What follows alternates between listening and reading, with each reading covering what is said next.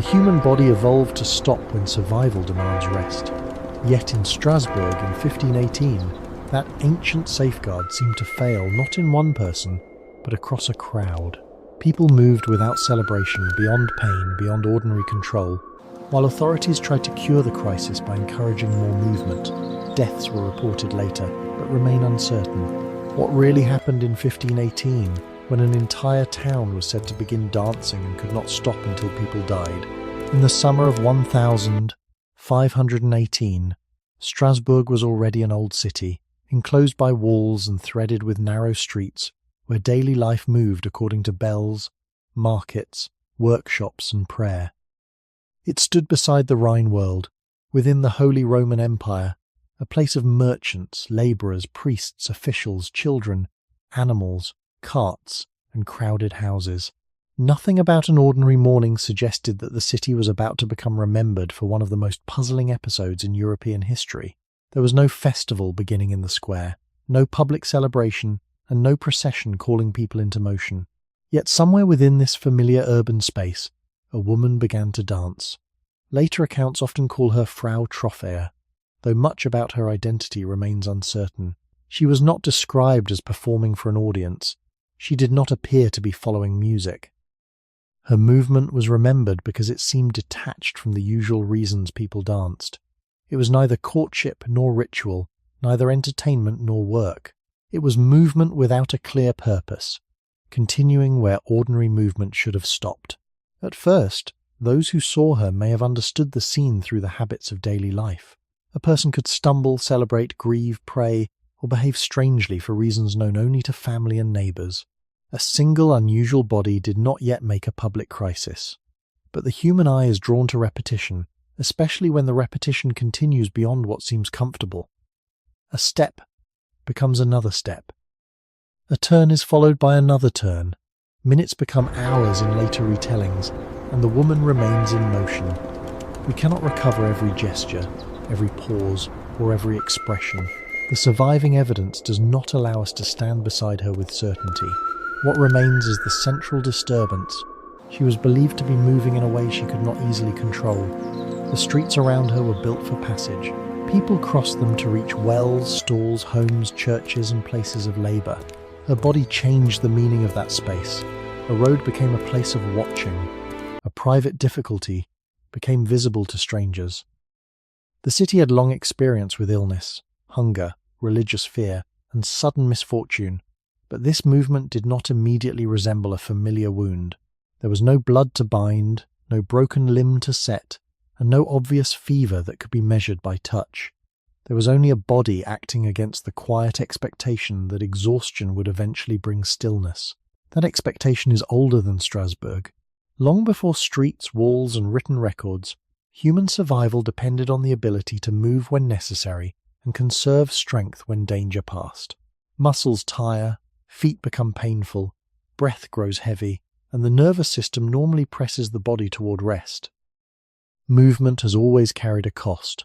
The mystery of 1518 begins at the moment when that ancient balance appeared to fail.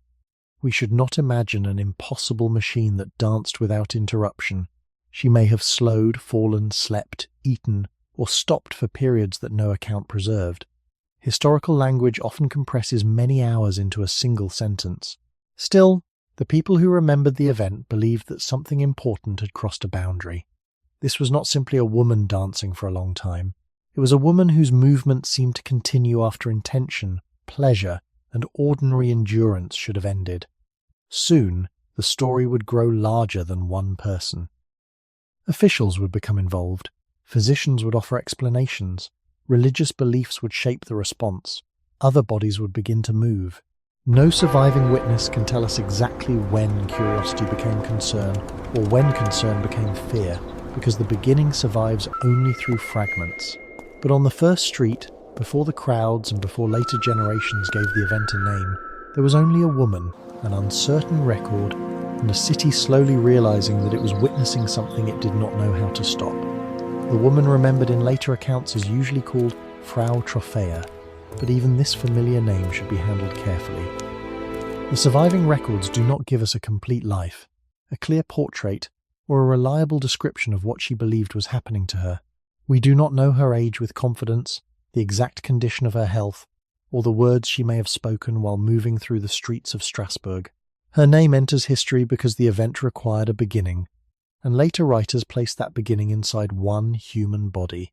Around her, however, there must have been an ordinary life that the documents barely preserved. She may have belonged to a household, known neighbours, carried responsibilities, and moved through the city long before anyone considered her movements worthy of record. History often remembers a person only at the moment when private life becomes public disturbance. Everything before that moment fades, while the unusual act remains. The danger is that silence invites invention. It would be easy to imagine an argument at home, a sudden vision, a hidden illness, or a deliberate protest, but none of these can be stated as fact. Some later interpretations have tried to give her motives, while others have treated her as the first victim of a spreading disorder. Both approaches go beyond what can be securely known. What the sources preserve is narrower. A woman began moving in a way that observers considered abnormal, and the movement continued long enough to attract notice. Her husband is sometimes mentioned in retellings, as are attempts to restrain or remove her, yet these details are not equally secure in every account. The safest path is to keep close to the shape of the evidence: an identified woman, a public street, persistent movement, and a community beginning to watch. Even the word dancing can mislead. Modern listeners may picture rhythm, music, coordinated steps, or pleasure. The people of Strasbourg may have seen something rougher and more troubling, perhaps repeated stepping, turning, swaying, or uncontrolled motion. The label survived because it was the closest available description, not because anyone had carefully measured the pattern. Her body became a sign before it became an explanation. Those who watched could see effort, strain, and repetition, but they could not see the boundary between choice and compulsion. That uncertainty still remains. Human beings have always interpreted unfamiliar behavior through the stories their communities already possess. Long before written medicine, people learned to recognize danger by comparing the present with remembered patterns. A strange cry, an unusual posture, or a repeated movement could signal injury, fear, ritual, or illness. In 1518, the observers around Frau Troffea inherited religious beliefs, medical traditions, local rumours, and memories of earlier dancing outbreaks. These frameworks would soon shape what the city thought it was seeing. Yet at the beginning, no single explanation had fully taken control. There was simply a woman whose actions did not fit the expected order of the street. Her individuality matters because the later crowd can make her disappear. Once dozens of people entered the story, the first body became only a symbol, almost a doorway through which the crisis arrived. But she was not merely the opening line of a legend. She was a real person whose experience cannot be recovered from the distance of 5 centuries. We can describe how others responded to her, but we cannot enter her mind. We can observe that the movement was remembered as involuntary, but we cannot know exactly how compulsion felt within her body. The mystery begins not with certainty, but with this absence. Her silence reminds us that historical evidence can preserve an event while losing the person who first endured its consequences alone. Strasbourg recorded the disturbance more clearly than it recorded the woman, leaving her name at the edge of history while the motion around her continued to grow. For those who saw Frau Troffea continue moving, the most unsettling change may not have been the motion itself, but the failure of ordinary limits to restore order, because people expected fatigue to end what intention had begun. Yet the remembered scene did not resolve so easily, and as the hours stretched into later retellings, the street became a place where the usual trust in the body began to weaken. Observers could see effort, imbalance, pain, and persistence, but they could not tell whether she was choosing each step, resisting it, or trapped somewhere between command and response, and that uncertainty made the event more disturbing than a simple performance. Since a performance ends when the performer decides to stop, while this movement appeared to continue beyond decision, beyond comfort, and perhaps beyond the point at which those nearby believed endurance should have failed. No surviving record allows us to reconstruct every pause, every fall, or every attempt at rest, so the phrase that she could not stop must remain a description of how the event was understood rather than a precise medical statement. Yet even with that caution, the central impression is clear.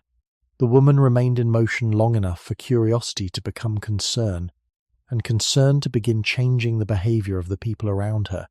Some may have watched from doorways, others may have crossed the street to see more clearly, and still others may have carried the story into homes, workshops, markets, and places of worship, because unusual human behavior rarely stays confined to the body in which it begins. It enters language, and language allows fear to travel farther than sight. Soon the event was no longer only what one woman was doing, it was what neighbours said she was doing, what witnesses believed they had seen, and what the city feared might happen next. This movement from body to rumour was part of the transformation. Not because rumour created the original suffering, but because a community always responds to uncertainty through shared interpretation. And once many people begin to watch the same troubling act, each face becomes evidence to every other face that the situation matters. The ancient human tendency to read danger through the reactions of others had helped small groups survive long before cities existed. A sudden silence, a fixed gaze, or a collective retreat could warn of a threat before anyone understood its source. But in Strasbourg, that inherited sensitivity may have deepened the sense that something had entered public life which ordinary experience could not contain. The woman at the centre of the scene was becoming less visible as an individual even while more eyes turned toward her. For a crowd can preserve attention while erasing the person who first drew it, and this is one reason the surviving story feels both intimate and distant. We know that a body moved, but not how that body experienced the watching, the judgment, or the growing alarm. The city would later seek medical and religious meaning. Yet before those explanations took shape, there was a simpler and more immediate problem. People did not know how to make the movement end, restraint could appear cruel, waiting could seem dangerous, an intervention without understanding might worsen what no one could name. Days later, according to the broad shape of the accounts, other people began to move in similar ways, but the threshold was crossed before the crowd formed. It was crossed when Strasbourg first recognized that one person's exhaustion had not restored stillness, and from that moment the event ceased to belong only to Frau Troffer. It became a question for the entire city, a question carried through streets and households, asking how a human body could continue when every familiar rule of effort, pain and rest said that it should stop. Why those watching no longer trusted that time alone would solve it. To understand why one woman's movement could disturb Strasbourg so deeply, it helps to enter the city before the dancing became its defining memory. In 1518, Strasbourg was a free imperial city within the Holy Roman Empire, standing near the Rhine and connected to routes that carried people, grain, cloth, wine, timber, news, and belief across Central Europe. It was not an isolated settlement waiting outside history. It was a busy urban community with walls, gates, markets, churches, workshops, warehouses, bridges, and a government that expected daily life to follow recognizable rules. Bells divided the day. Craftsmen opened their shops. Merchants measured goods. Labourers moved loads through narrow streets. Women prepared food, sold produce, washed clothing, cared for children, and supported trades that official records often described less fully than the work of men. Animals shared the same crowded space, while smoke, mud, refuse, bread, leather, wood, and river air mixed around the houses. Above much of this activity rose the cathedral, a visible reminder that religion was not separate from ordinary life. Prayer, law, medicine, charity, punishment, and public order belonged to a world in which the body and the soul were often understood together.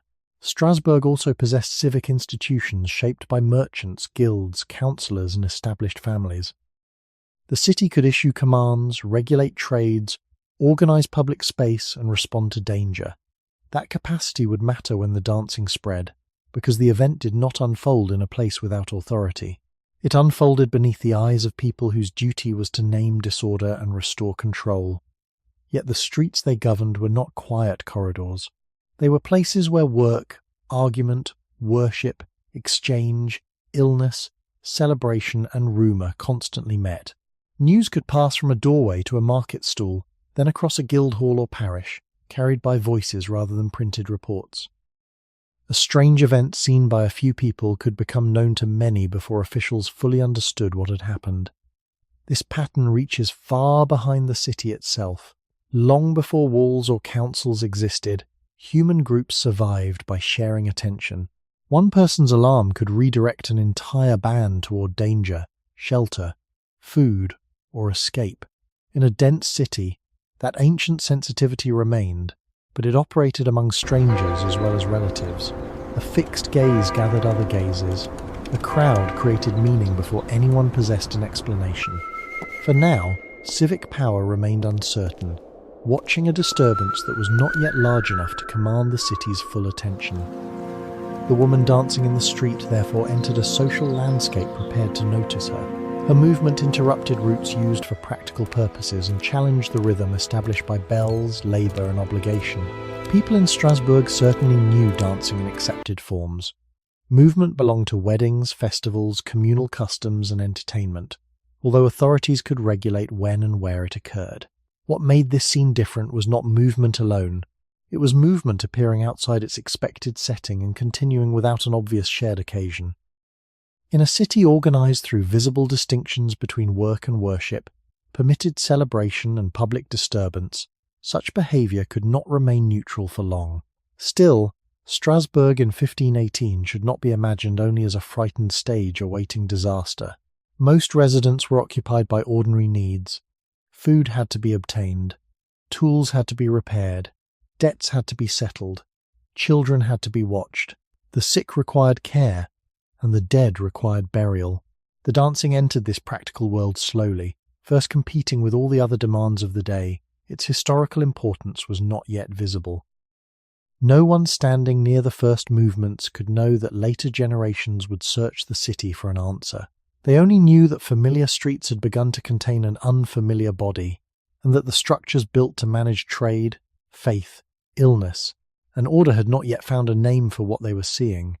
Strasbourg did not meet the summer of 1518 from a position of comfort. The city remained active, organized and commercially important, yet many of the people moving through its streets had lived through years in which ordinary security had become difficult to trust. Harvest failures had placed pressure on food supplies, grain could become painfully expensive, and hunger did not arrive only as an empty stomach. It weakened bodies, narrowed choices, increased debt, and made every new illness more dangerous. Disease also belonged to the background of early 16th century life.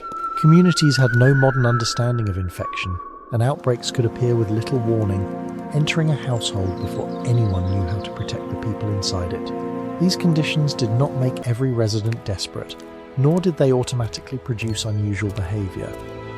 They formed a landscape of strain in which fear could remain present even on days when the market opened and work continued. Strasbourg's citizens still married, traded, worshipped, argued, repaired tools, baked bread and raised children.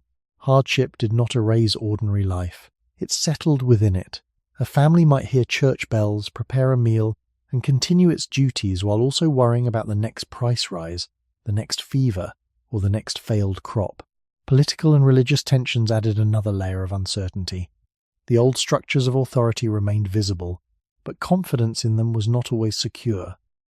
Complaints about taxation, privilege, corruption, and spiritual failure moved through the wider region. Ideas of reform were gathering force, while many people continued to understand suffering through a religious world filled with sin, punishment, saints, vows, and divine mercy. None of this proves why Frau Troffea moved, or why others later followed. Famine, disease, and conflict were common in European history, while dancing outbreaks were rare. A difficult background must therefore remain a condition, not a verdict. Still, prolonged uncertainty changes how a community receives a strange event. A body moving without an obvious purpose can appear more threatening when observers already feel that the world around them has become unreliable. This reaction reaches back far beyond Strasbourg. For most of human existence, small groups survived by remaining sensitive to signs of danger in one another. Stress prepared the body to act quickly, but it was designed for threats that usually had a visible source: a predator, an injury, a hostile group, a storm, or the loss of food. In a crowded city, danger could become less direct. Rising prices, invisible disease, religious fear, and unstable authority could not always be escaped by running or answered by a single physical action. The same ancient systems of attention and alarm now operated inside streets, workshops, churches, and households where the cause of distress might remain unclear. This does not mean that tension simply became dancing. Human behavior is never explained so easily. It means only that the people who watched the first dancer were not empty observers. They brought tired bodies, remembered losses, inherited beliefs, and expectations about what misfortune could mean. When reports of the movement began to pass from person to person, they entered a city already familiar with the feeling that suffering might arrive without permission. The dancing would soon be interpreted by physicians, officials, clergy, neighbours, and participants, each using a different language of the body and the sacred. Before those explanations hardened, Strasbourg carried a quieter burden, the knowledge that food, health, order, and faith could all become uncertain at once. Against that background, one woman's inability to become still was not merely strange. It seemed to give visible form to a pressure that the city had been carrying without a single shape, while leaving unanswered whether that pressure had any true connection to the movements now appearing in its streets. Her motion did not explain the city's suffering, but it offered frightened witnesses a human image through which that suffering could suddenly be seen. The people of Strasbourg lived inside a city shaped by stone, law, trade, and faith, but the bodies carrying them through its streets were much older than any wall, market, or cathedral. Human muscles, lungs, nerves, and senses had developed across an immense span of time in environments where movement usually answered immediate needs. People walked to find food, carried children, escaped danger, searched for shelter, and watched the reactions of others for signs that something nearby had changed.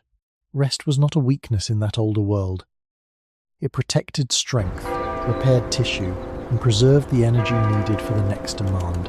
By 1518, those same biological systems operated within a crowded urban setting filled with obligations that could not always be solved by movement. Hunger might come from prices rather than an empty landscape. Fear might arise from disease that could not be seen. Religious anxiety, debt, public judgment, and uncertainty about the future could remain present even when no single danger stood before the eyes. The body could prepare for action while the person had nowhere useful to go.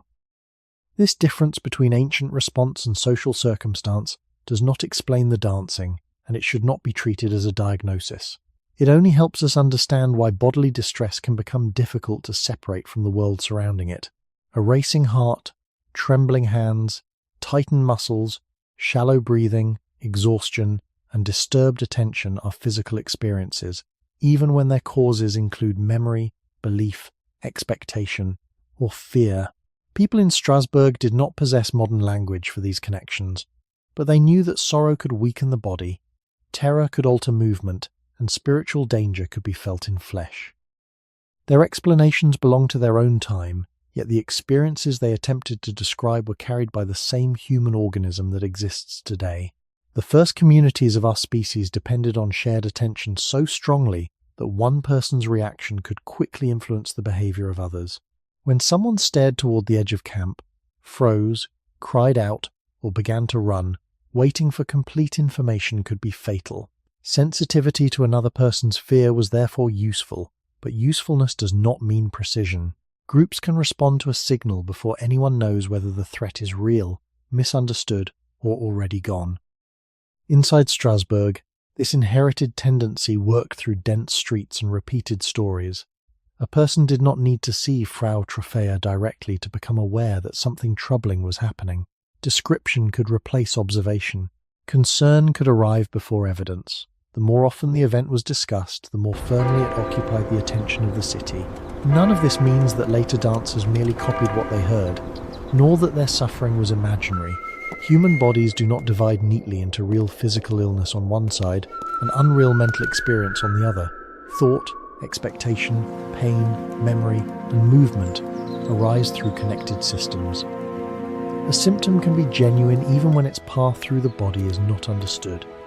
That caution is essential because the people of 1518 cannot be examined, questioned, or observed again. Their bones cannot reveal the rhythm of a vanished movement, and written records preserve public reactions more clearly than private sensations. Strasbourg therefore presents a meeting point between deep human history and a particular historical moment. An ancient body entered a city under strain, carrying capacities for endurance, imitation, alarm, ritual, and rest. The city supplied beliefs, authorities, witnesses, and meanings that shaped how unusual movement was seen. Yet neither biology nor culture alone can tell us why the first dancer continued, why others later joined her, or why this disturbance took the form remembered as dancing. It reminds us that every historical crisis passes through bodies shaped long before the institutions that eventually attempt to fully interpret, contain, or cure it. The old human body gives the mystery a foundation, but not an answer. The word dancing seems simple until we try to place it inside Strasbourg in 1518. To a modern listener, dancing may suggest music, chosen rhythm, repeated steps, pleasure, or a public celebration. The surviving descriptions do not allow us to assume that the people in the streets moved in any single, orderly way. What observers called dancing may have included turning, stamping, swaying, leaping, dragging the feet, trembling, falling, rising again, or repeating gestures that appeared rhythmic only from a distance.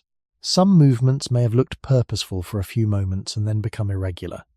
Others may have resembled a ritual known to those watching, even when the person moving seemed distressed rather than joyful. The historical label gives us a category, but it does not give us a recording.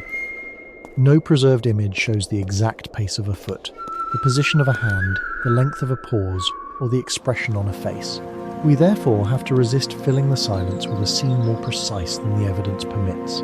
The same caution applies to the idea that everyone moved continuously. A body cannot remain active without limits.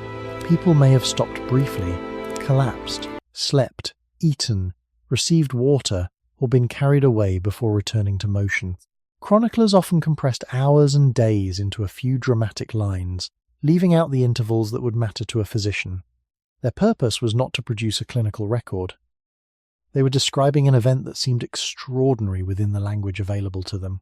The word dancing survived because the motion appeared repeated, public, and recognizable enough to belong near dance, even if it lacked the comfort and intention normally associated with that word.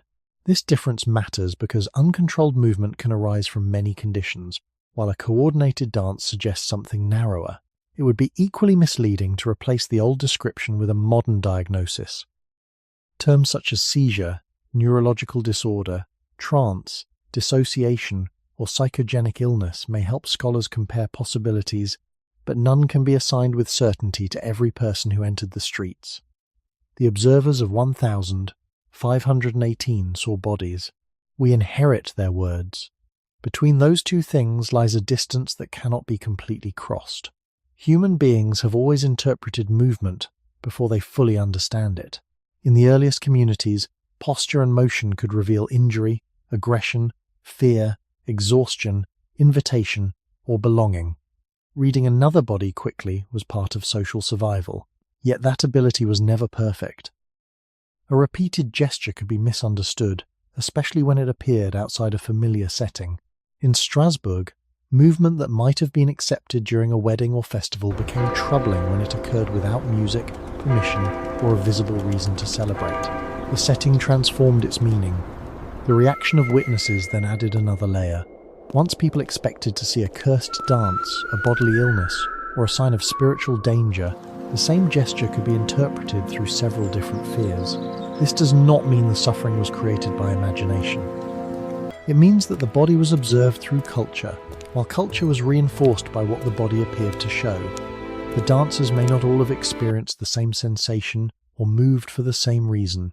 A public disturbance can gather unlike experiences beneath one name, especially when authorities need a single word for what they are trying to control. The phrase dancing plague, used by later generations, makes the event sound unified. The streets may have contained something less orderly. Separate bodies, varied motions, periods of collapse, frightened witnesses, and a city attempting to describe a pattern before it understood what the pattern contained. What survives is not a perfect picture of people performing the same dance, but a record of movement disturbing enough to make ordinary language feel insufficient. The human body cannot move forever, and this simple fact is essential when reading accounts of Strasbourg in 1518. Muscles consume energy, breathing must support effort, feet absorb repeated impact, and heat builds within the body as movement continues. Even a healthy person eventually slows, rests, drinks, eats, sleeps, or collapses. For this reason, the familiar phrase that people danced without stopping should not be understood as a precise observation of uninterrupted motion.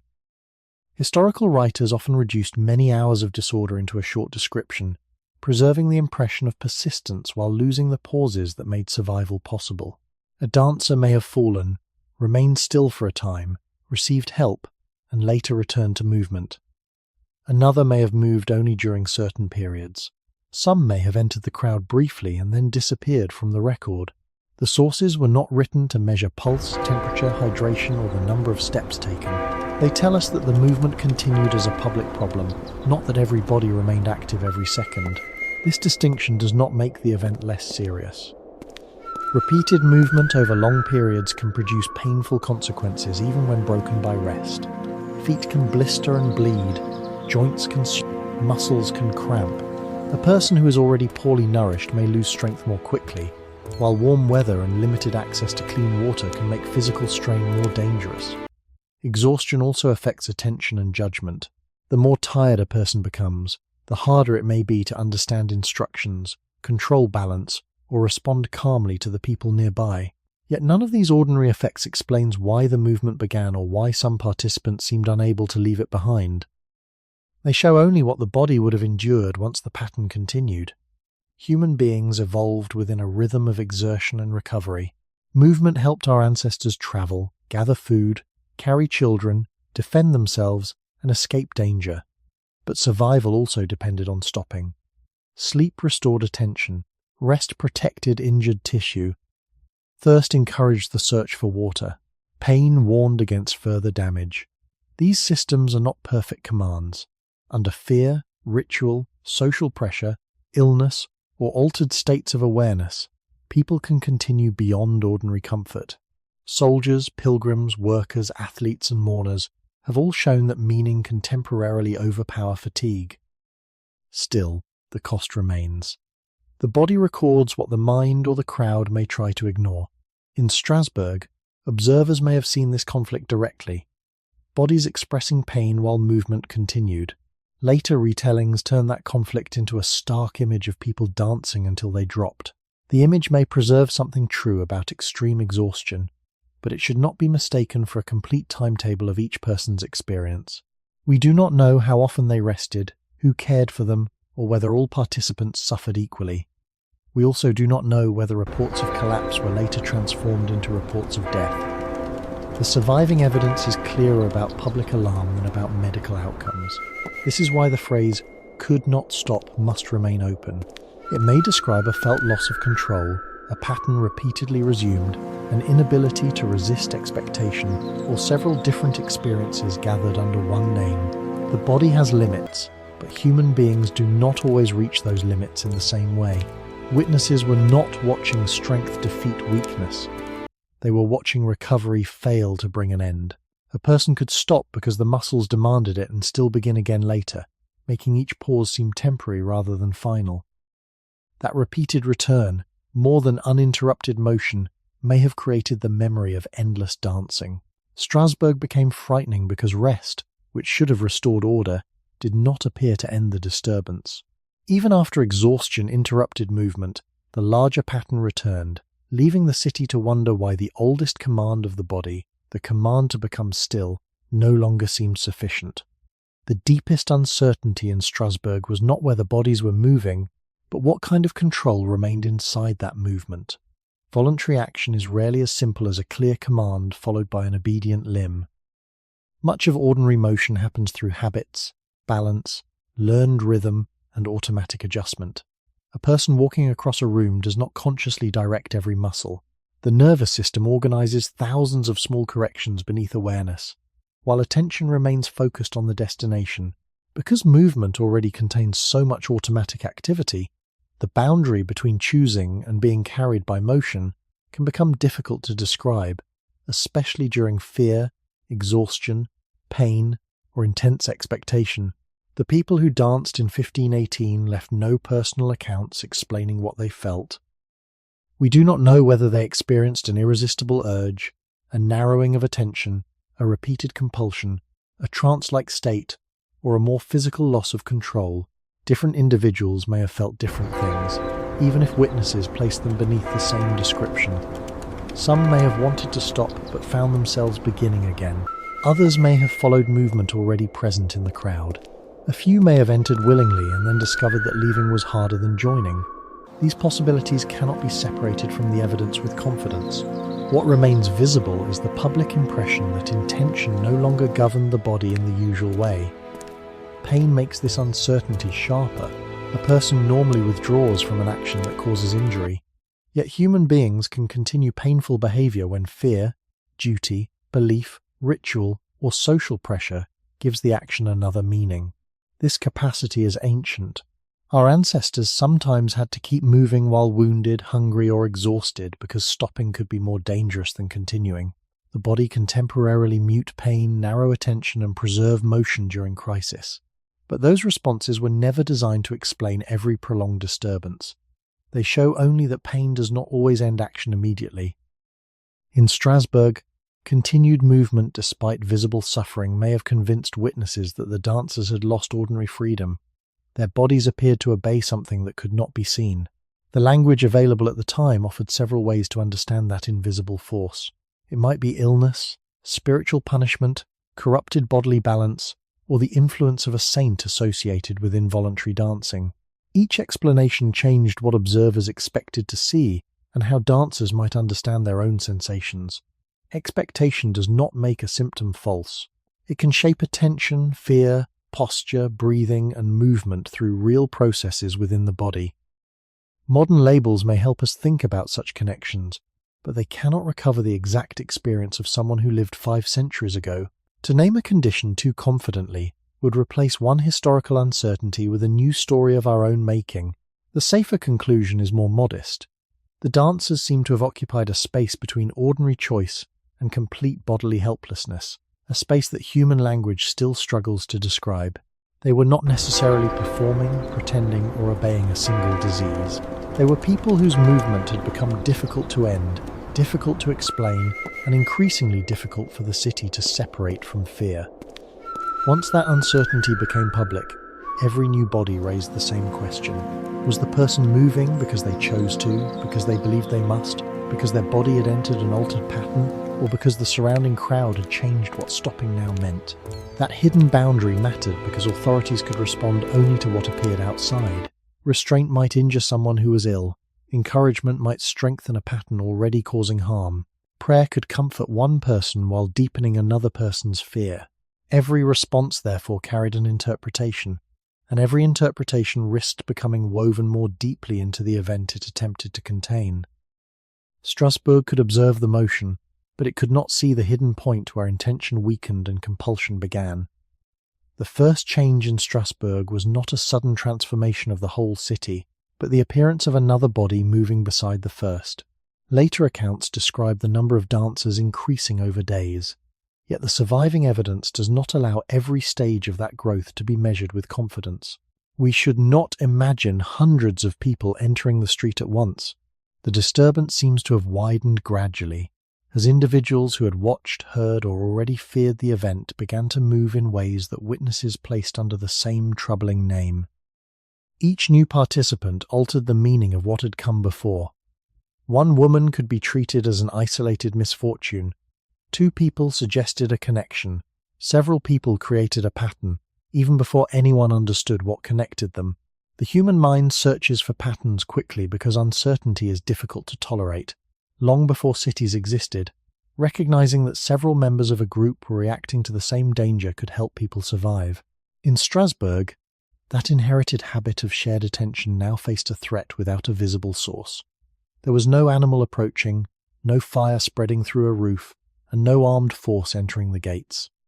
The danger appeared inside human movement itself. Those who joined may not all have done so for the same reason. Some could have felt an urge that resembled what they had seen. Others may have entered a state of fear shaped by local beliefs. A few may have been drawn into the crowd by rhythm, expectation, or the pressure of being watched. These possibilities remain uncertain, and none should be turned into a complete explanation. What matters is that the growing group made the event harder to dismiss. The street was no longer occupied by one strange case. It was becoming a public space organised around repeated motion, anxious observation, and questions that had no accepted answer. Witnesses may have compared the newcomers with Frau Trophe, looking for the same steps, the same strain, or the same inability to remain still. Yet similarity seen from outside does not prove identical experience within. One person might have trembled, another turned in circles, while another stamped or swayed. The city could gather these differences beneath the word dancing, because the movements appeared connected in time and place. Once that category formed, every new case could strengthen it.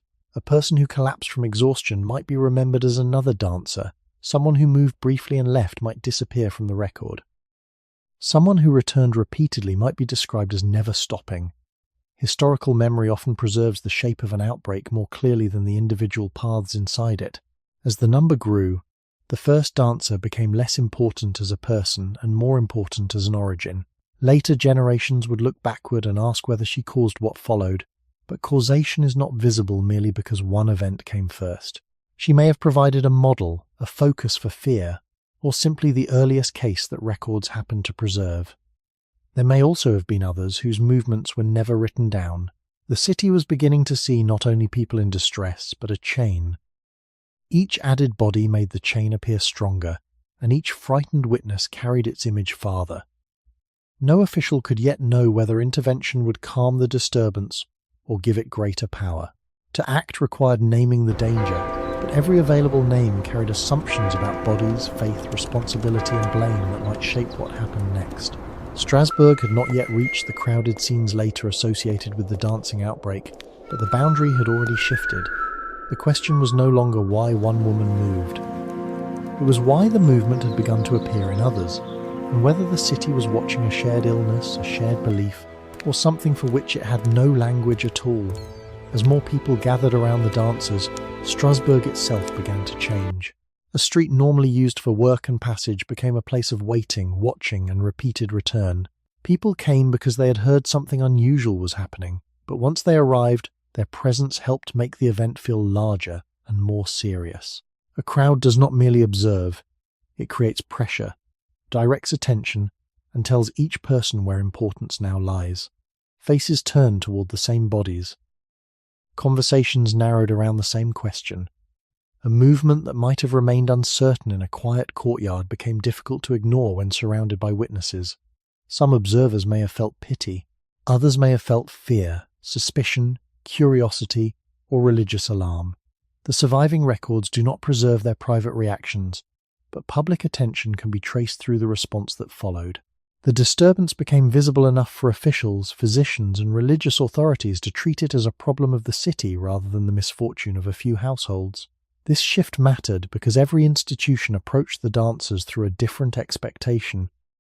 A physician might look for bodily imbalance. A priest might recognize a spiritual danger. A magistrate might see blocked streets, disorder, and the risk of unrest. Neighbors might remember older stories of involuntary dancing and begin to interpret each new movement through those memories. None of these interpretations remained outside the event. They shaped the way people watched, spoke, intervened, and understood what they felt in their own bodies. Human beings have always depended on one another to judge uncertain situations. In small ancestral groups, a sudden change in another person's posture or attention could reveal danger before the threat itself became visible. Within a crowded city, the same sensitivity could spread concern through glances, voices, and repeated stories. A person who had never seen the first dancer might hear that she had moved for days, that others had joined, or that ordinary efforts had failed to stop them. By the time the story reached another street, the uncertainty could already carry a shape. Listeners might expect to see bodies turning, trembling, or falling. Expectation alone did not create the original suffering, and it cannot explain every person who later moved, but it could influence what witnesses noticed and how quickly they recognized a new case. The crowd also changed the experience of those at its center. To move while alone is different from moving beneath the attention of neighbors, strangers, officials, and family members. Watching can increase shame, fear, self-consciousness, or the feeling that escape is no longer simple. It can also make a repeated action seem socially fixed, as though the person has been assigned a role within a public drama they did not choose. This was especially important in a community where daily identity depended upon recognition by others. People worked within guilds, worshipped among familiar faces, traded with known families, and lived close to neighbors whose judgments could not easily be escaped. Public behavior, therefore, carried consequences beyond the moment, linking bodily distress with reputation, belonging, responsibility, and the possibility of social exclusion. Some dancers may have been removed, restrained, supported, or surrounded. Others may have encountered music, prayers, commands, or warnings. We cannot reconstruct each encounter, but we can see that the city was no longer passively receiving the disturbance. It was building a setting around it. Streets provided the stage, witnesses provided attention, and rumour carried the image beyond the bodies actually present. The event grew not only through the number of dancers, but through the number of people who now expected the dancing to continue. Strasbourg had become an audience, and an audience can unintentionally give form to what it fears. The city was still searching for an explanation, yet by watching together, speaking together, and reacting together, it had already begun to influence the conditions in which the movement would spread. What spread through Strasbourg in 1518 may not have been a disease in the ordinary sense, yet it behaved as though something invisible were moving from person to person. There was no known wound passed by touch, no recognizable fever carried through breath, and no evidence that every dancer shared the same physical illness. What moved most clearly was attention. People saw bodies behaving strangely, heard stories repeated across streets, and entered a shared atmosphere in which the same possibility became difficult to ignore. Human beings are deeply responsive to the emotions and actions of others. A yawn can pass through a room. Panic can grow when one frightened face confirms another. In a ritual, repeated movement can gather people into a common rhythm before they consciously decide to follow it. These ordinary tendencies do not explain the Strasbourg outbreak, but they show that behavior can travel without a germ. The process is rarely simple imitation. To say that someone copied another person suggests deliberate performance, as though the later dancers were pretending. The evidence does not support such a judgment. A person can experience real pain, fear, weakness, or loss of control while being influenced by what others are doing. The nervous system constantly reads the surrounding group, adjusting posture, breathing, attention, and expectation. This sensitivity is older than cities. In early human communities, matching the alarm of others could save a life before danger became visible. The same capacity that once helped a group flee together could also make uncertainty spread when no one understood what the signal meant. In Strasbourg, each new dancer became both a suffering person and a message to everyone watching. The body seemed to announce that the disturbance was real, close, and capable of entering another life. As that message repeated, the boundary between witness and participant may have become less secure. Someone already exhausted, frightened, hungry, grieving, or convinced that a curse could seize the body might notice every tremor or restless impulse with unusual intensity. A small movement could then acquire a frightening meaning. Once interpreted as the beginning of the same affliction, it might become harder to resist, especially beneath the gaze of others who expected the pattern to continue. None of this can be proven for any individual dancer. The records preserve public behavior, not the private path by which each person entered it. There may also have been participants with unrelated illnesses, injuries, or motives who were later gathered beneath one label. A growing public crisis often erases such differences. Authorities need categories, witnesses remember striking similarities, and later writers compress a confused crowd into a single story. The phrase dancing plague makes this compression especially powerful. It suggests one agent, one symptom, and one course of illness, while the streets may have held many kinds of distress joined by time, place, and interpretation. The spread therefore occurred on several levels at once. Movement appeared in additional bodies, fear moved through conversation, expectations shaped what people noticed. Official concern confirmed that the danger deserved attention. Religious stories supplied an image of what involuntary dancing could mean. Each level strengthened the others without requiring deception or a contagious organism. Strasbourg was becoming a network of watching, speaking, believing, and reacting bodies. The mystery is not solved by saying that people influenced one another, because influence does not tell us why this city, this summer, and this particular form of movement came together. It only reveals that human beings do not suffer in isolation. Our bodies are social, continuously adjusted by the presence of other bodies. In 1518, that ancient connection may have carried distress across the city without anyone choosing to transmit it, leaving Strasbourg to confront a form of contagion that had no visible substance, no clear beginning beyond the first remembered dancer, and no simple barrier capable of stopping its passage from one frightened body to another. For the people of Strasbourg, illness did not belong only to the body, because suffering could also be understood as a sign within a moral and sacred world, where hunger, pain, misfortune, and sudden disorder might carry meanings that reached beyond flesh. And when the dancers continued moving without a visible cause, many observers would have searched for an explanation among beliefs already familiar to them, not because they were incapable of reason, but because religion, medicine, memory, and daily life were not separated as sharply as they are often imagined today. A fever might be treated with herbs and prayer, a wound might require both practical care and a vow, and an unexplained movement could appear as illness, punishment, possession, or the influence of a saint, depending on who was watching and what traditions they trusted. One of the most important figures in this landscape was St. Vitus, a Christian martyr whose name had long been connected in parts of Europe with involuntary movement and dancing disorders. People could visit shrines, make offerings, seek protection, or fear that neglecting the saint might bring bodily affliction. These beliefs did not create a single uniform response, because individuals understood sacred danger in different ways, yet they provided a language for something otherwise difficult to name. When a body moved beyond intention, witnesses could interpret that movement as more than a private symptom. It could become evidence that an unseen power had entered public life, and this changed the emotional weight of every step. The dancer was no longer only exhausted or ill, but possibly caught within a story already known to the community, a story in which movement itself could be both punishment and plea. This way of thinking reaches back toward one of the oldest human habits, the attempt to place suffering inside a larger pattern. Long before written history, human groups used ritual, memory, and shared symbols to make danger understandable. Such systems could comfort the frightened, organize care, and give a community something to do when knowledge was limited. But they could also intensify fear when a familiar story seemed to be coming true.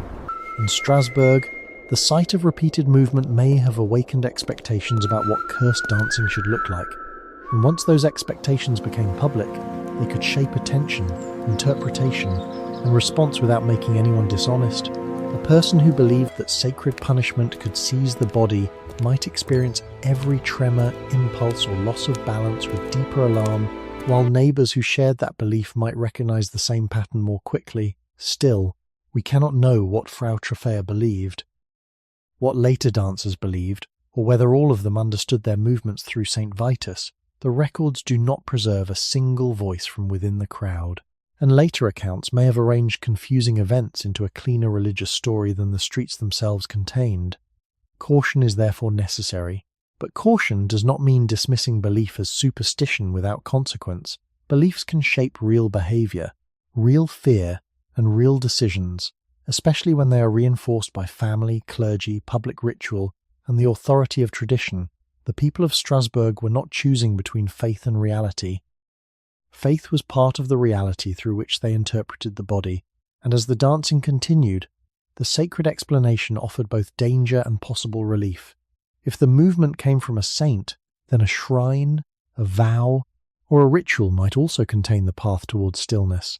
Yet before that hope could be tested, the city first had to accept a troubling possibility, that the dancers were not simply violating public order, but suffering inside a meaning that no magistrate or physician could easily remove. This possibility made every public response more delicate, because denying the sacred meaning could appear reckless, while accepting it too quickly could deepen the very fear that surrounded each exhausted and watching body.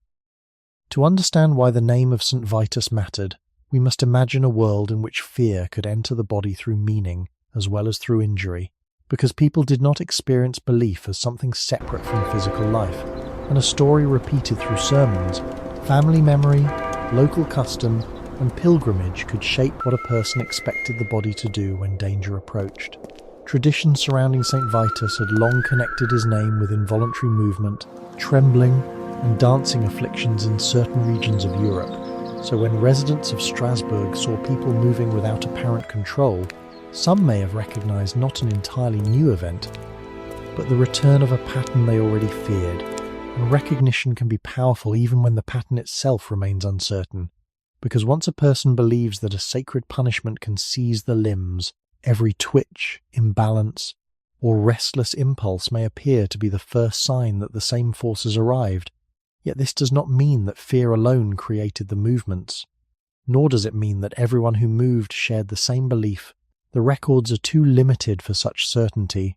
What can be said more safely is that the idea of compelled dancing existed before the outbreak, and therefore offered the city a ready image through which strange bodily behavior could be understood.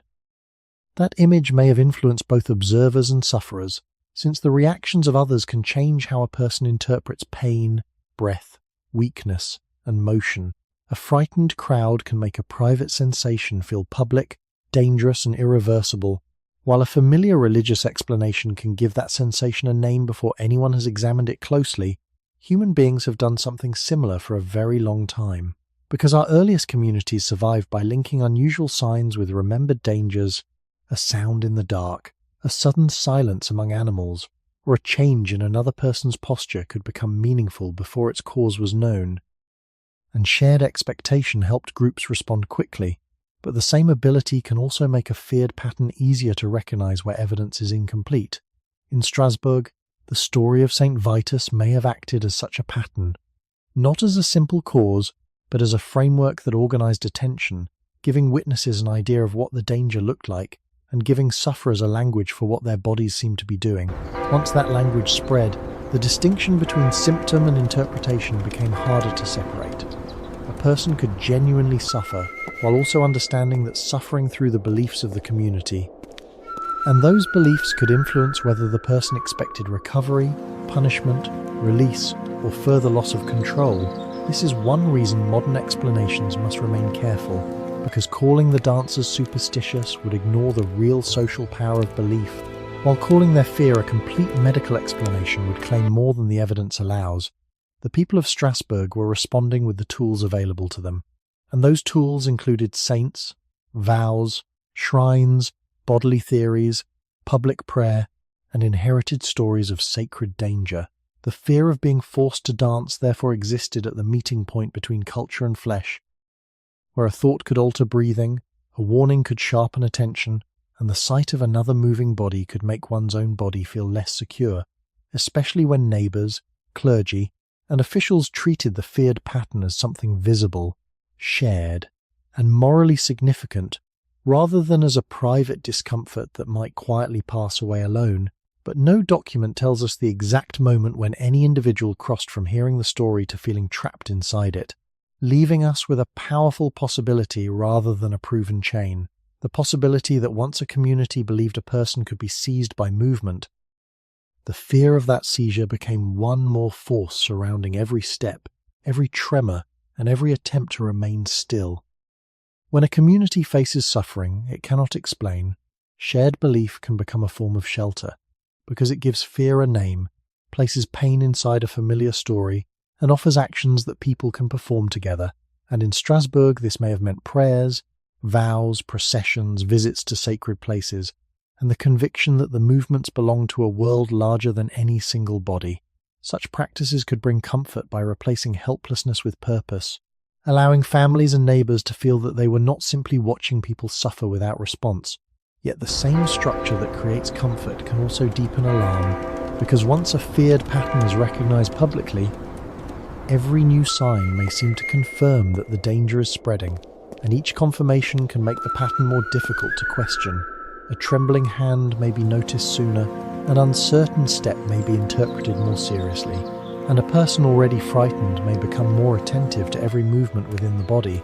This does not mean that belief invented the suffering, and it does not mean that ritual was useless. It means that human experience is shaped by the meanings surrounding it, and those meanings can calm one person while intensifying fear in another. The people of Strasbourg inherited a long human tendency to gather around symbols when uncertainty exceeds ordinary knowledge. Early communities had no written medicine, yet they used songs, gestures, stories, and repeated acts to hold a group together during illness, grief, hunger, or danger. These practices helped transform private distress into shared responsibility, and that social function remained powerful in 1518, when no single physician, priest, or magistrate could explain why bodies were moving as they did.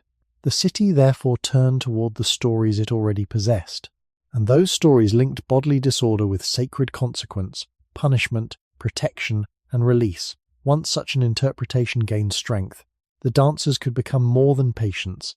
They could become signs. And signs are watched differently from ordinary people. Their gestures are examined, repeated, feared, and carried into conversation, so the individual body may gradually disappear beneath the meaning assigned to it. This transformation matters because the crowd does not merely receive a symbol, it helps maintain it. Each witness tells another, each official response confirms that the event deserves attention, and each ritual gives the disturbance a place within public life. None of this requires deception or conscious imitation, because people can be sincere while participating in a shared interpretation that changes what they notice and how they react. And the result may be a circle in which fear sharpens attention, attention strengthens belief, and belief gives further shape to bodily distress. Still, the circle cannot be proven in every case, and the surviving evidence does not reveal whether all participants accepted the same religious explanation. Some may have trusted physicians, others may have feared a curse, while others may have understood nothing except their own exhaustion. Strasbourg was never a single mind, even when it moved toward a shared response, but the religious imagination offered the city a way to see order inside confusion, and that order carried both mercy and danger.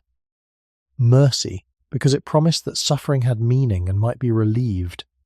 Danger, because a powerful explanation can become difficult to escape once the whole community begins to look through it. By the time authorities acted more decisively, the dancers were already surrounded not only by bodies and streets, but by a dense world of expectation, memory, ritual, and fear, a world capable of supporting them, judging them, and perhaps making every movement feel more inevitable, until the city could no longer tell where the physical crisis ended and the shared story began. That uncertainty would soon shape the remedies chosen by authorities, because every attempted cure would reveal what Strasbourg believed the dancers were, what had seized them, and what might release them again. When Strasbourg's counsellors finally turned to physicians, they were not asking for a modern diagnosis, but for an explanation that belonged to the medical world of the early 16th century, a world shaped by ideas inherited from Greek and Roman medicine, and refined through many generations of European practice. Within that system, health depended upon balance among bodily substances commonly called the four humours. An illness could arise when one quality became excessive, displaced, heated, cooled, thickened, or otherwise disturbed. The body was understood through relationships between blood, phlegm, yellow bile, black bile, temperament, season, food, age, and environment. So the dancers were not examined as isolated machines with a single broken mechanism. They were seen as whole persons whose internal balance might have been driven away from its proper state. According to accounts of the civic response, the physicians rejected the idea that the disturbance required an immediate supernatural explanation, and described it instead as a natural sickness associated with overheated blood. This conclusion may sound strange now, yet, within their own framework, it offered a coherent path from symptom to remedy. Heat could agitate the body, excessive blood could encourage restless motion, and continued movement might allow the dangerous excess to spend itself until balance returned. The recommendation therefore followed the logic of the diagnosis. The afflicted should not simply be forced into stillness, because stopping them might trap the disorder inside. They should be permitted, and perhaps assisted, to continue until the fever of movement exhausted its own cause. No surviving evidence allows us to know how carefully each dancer was examined or whether every physician agreed, and the phrase overheated blood may compress a more complicated discussion that the records did not preserve, but the decision reveals something important about Strasbourg. Its authorities did not respond only with prayer or punishment, they sought learned medical advice and acted upon what qualified practitioners considered reasonable. Those practitioners were not foolish observers standing outside knowledge. They belonged to a long effort by human communities to recognize patterns in illness, compare symptoms, preserve experience, and reduce suffering. Long before written cities, people learned that bodies changed with heat, hunger, wounds, seasons, plants, food, rest, and fear. Later medical traditions organized such observations into systems that could be taught and debated. Some ideas within those systems were mistaken, but the desire behind them was familiar, to turn confusion into a sequence of cause, treatment, and recovery. The difficulty in 1518 was that a confident explanation could shape the event before its cause was known. Once the council accepted the idea that movement was both symptom and cure, every exhausted step could be interpreted as necessary progress rather than evidence that the remedy was failing. Visible pain did not automatically contradict the treatment. Because strain might appear to be the process through which harmful heat left the body, this reasoning created a dangerous possibility. A public authority could increase the very behavior that had caused alarm, while sincerely believing it was helping. Yet the outcome should not be described as obvious to people living at the time. They had no controlled trial, no neurological examination, no reliable way to compare competing explanations, and no access to the dancer's experience beyond what could be seen and reported. They faced an unfamiliar crisis with the intellectual tools available to them. Just as earlier human groups had treated injury and illness through accumulated observation mixed with inherited belief, what makes the decision so revealing is not merely that it was wrong by modern standards, but that it joined medical authority to the movement itself, transforming dancing from an uncontrolled disturbance into an officially tolerated path toward recovery. Strasbourg was about to build its response around that conclusion, and the city's attempt to cure the dancers would soon give their suffering more space, more attention, and a rhythm that no physician could ever fully control. Once Strasbourg accepted the medical idea that continued movement might carry the disorder out of the body, the city began to organize space around the dancers rather than remove them from public view, and this decision turned a scattered disturbance into something closer to an officially managed spectacle. Although the surviving accounts do not preserve every location or every instruction with equal clarity, later descriptions indicate that authorities cleared places where movement could continue, arranged platforms or halls, and employed musicians to provide rhythm. While strong attendants or experienced dancers may have helped support those who were becoming weak, the intention was not entertainment in the ordinary sense, because officials believed they were creating conditions in which the afflicted could complete the process that physicians had described. But intention could not control appearance, and to anyone entering the square, the result may have looked like a public performance, with music, watching crowds, exhausted bodies, and civic approval gathered in the same space. The musicians themselves occupied an uncertain role. They were not simply celebrating, nor were they treating patients through any method we would recognize today. They were participating in a remedy built from the belief that movement had to be continued until the internal imbalance was spent. Rhythm could help sustain steps that fatigue might otherwise interrupt, and attendants could keep a person upright when weakness began to pull the body toward the ground. This may have seemed compassionate, because falling dancers could be injured, and distressed families could believe that the city had finally taken responsibility. Yet the same assistance also risked extending motion beyond what the body could safely endure. A hand placed beneath an arm could prevent collapse, but it could also delay the rest that muscles, joints, lungs, and feet required. While music could make movement easier to coordinate and harder to leave, human beings have responded to rhythm for far longer than written cities have existed. Shared beats can organize labor, walking, ceremony, and collective attention, allowing separate bodies to enter a common pace without deliberate planning. In Strasbourg, that ancient responsiveness may have made the official remedy more powerful than its designers understood, because the city did not merely allow people to move, it gave movement a setting, a sound, and a visible pattern. People who had only heard rumours could now encounter the disturbance as an organised public fact. Witnesses could see authorities taking it seriously, and sufferers could enter a space where continued motion was expected rather than resisted. None of this proves that music caused new cases or that every participant responded in the same way. The records are too incomplete for such certainty. But the arrangement changed the social environment in which the symptoms appeared. A private struggle became surrounded by rhythm, helpers, spectators, and the authority of medicine, and each of those elements could influence attention, endurance, fear, and belief. The city may also have attempted to regulate who could play music elsewhere. Recognizing that ordinary celebration had become difficult to separate from the crisis, yet within the designated spaces, sound and movement were temporarily treated as instruments of recovery. The contradiction was quiet but profound. Strasbourg hoped to end the dancing by making more dancing possible, and it tried to protect exhausted bodies by helping them continue the activity that was exhausting them. Officials were acting within the best explanation they had accepted, but the remedy created a world in which stopping could look like failure, movement could look like treatment, and visible suffering could be interpreted as evidence that the cure had not yet run its course. So the dancers were not only caught between intention and compulsion, they were now moving inside a structure built by the city itself, supported by hands, measured by rhythm, and watched by people waiting for the moment when exhaustion would finally become stillness and ordinary civic order would return. The decision to support continued movement did more than provide a remedy, because it changed the meaning of the outbreak for everyone who saw it. Before the city intervened, the dancers occupied an uncertain space between illness, disturbance, and religious fear. After musicians were hired, places were cleared, and attendants were assigned, the movement gained an official setting.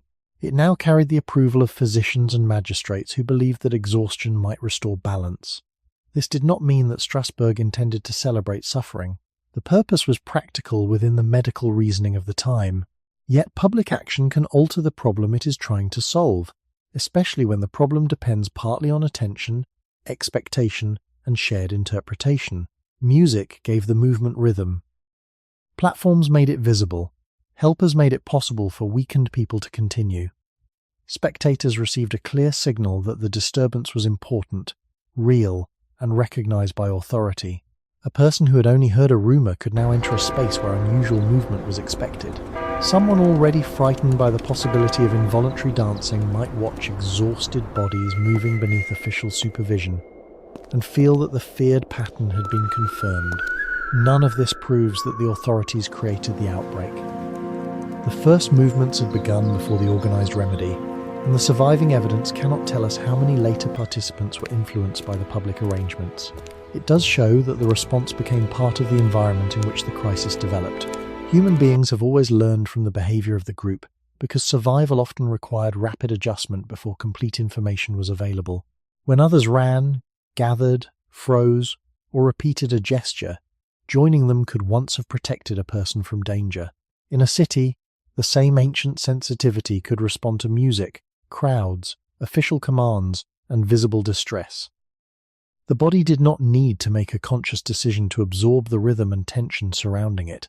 Breathing, posture, balance, and attention could all shift, while the person remained sincere in the belief that control was slipping away. The civic remedy may therefore have strengthened several forces at once. It encouraged continued exertion, concentrated witnesses, gave the disturbance a repeated sound, and connected the dancers with a recognized medical explanation. Each element could make stopping more difficult in a different way. A tired person might continue because attendance supported the body.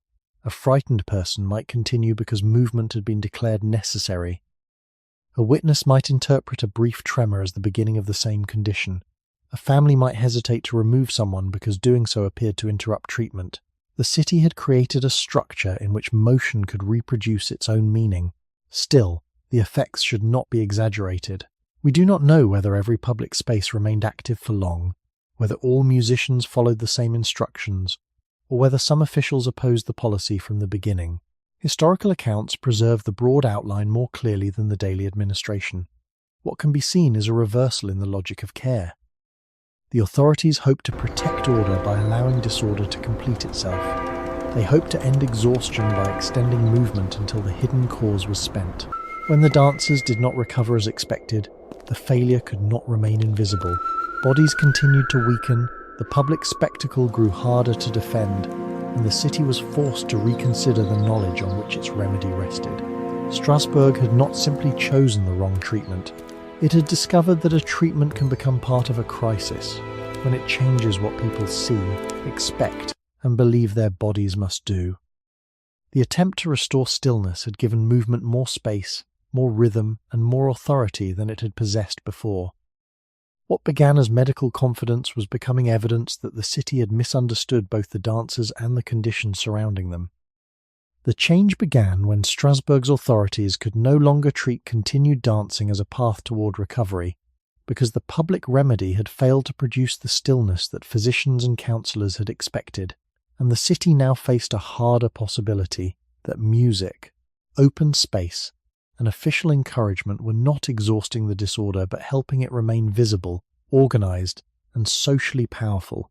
So the response shifted from assisting movement to restricting the conditions around it. Musicians were dismissed from the places where dancers had been gathered. Temporary platforms or designated spaces were no longer treated as instruments of care, and public dancing came under tighter control. Although the surviving records do not preserve every order with equal detail, the broad reversal is clear.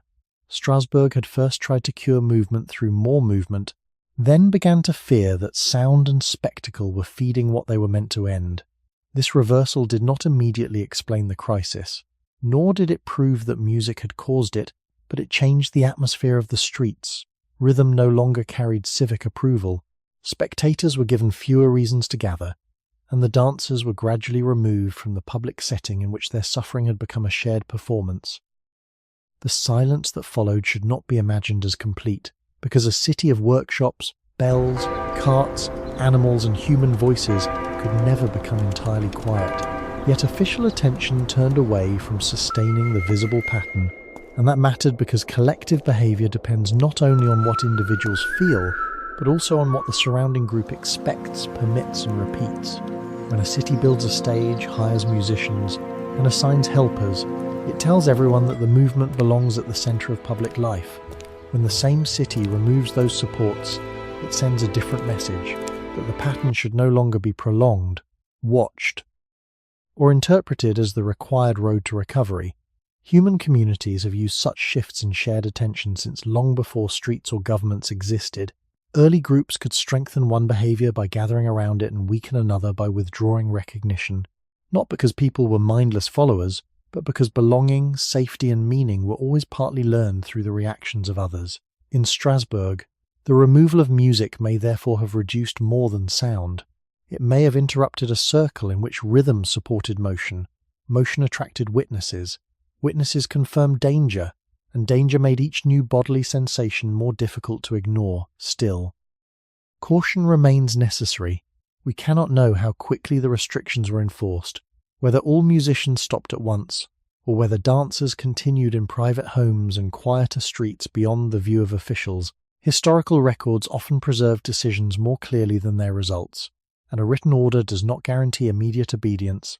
What can be seen is that the authorities had lost confidence in the medical reasoning that first guided them. Visible exhaustion had become too difficult to interpret as successful treatment, and the continued presence of dancers made the original promise of recovery increasingly fragile.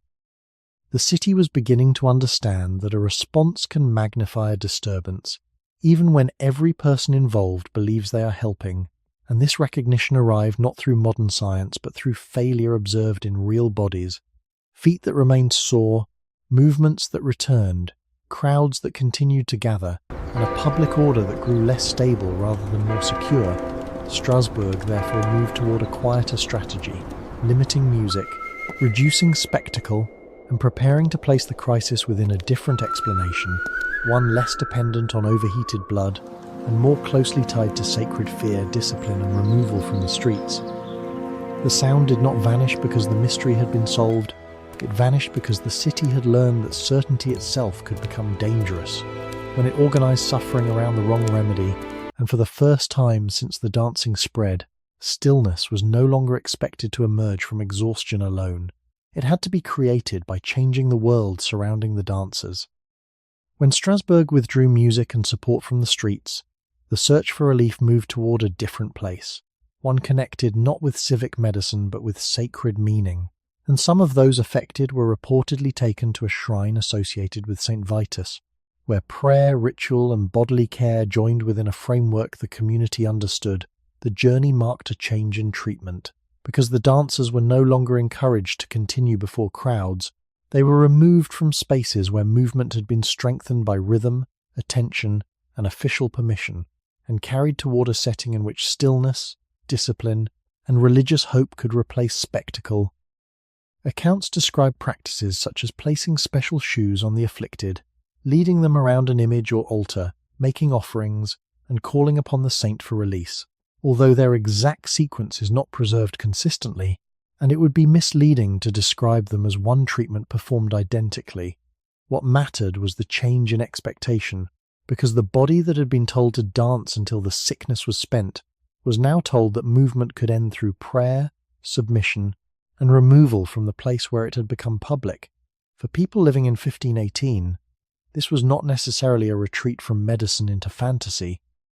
Sacred ritual could be understood as practical action directed toward a danger that ordinary remedies had failed to contain. A vow could give a sufferer reason to believe release was possible. A pilgrimage could separate the person from the crowd, and the authority of clergy and tradition could replace physicians who had encouraged exertion.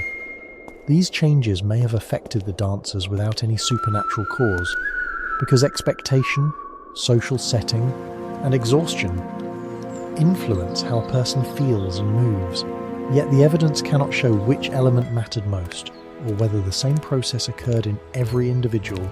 Some people may have recovered with time, others may have improved after rest, food, water, or removal from the streets, while others may have remained distressed beyond the point at which records followed them. The decline of the outbreak after religious measures were adopted is important, but sequence is not proof of cause, and two events occurring near each other does not show that one produced the other. Human communities have long used ritual to mark transitions.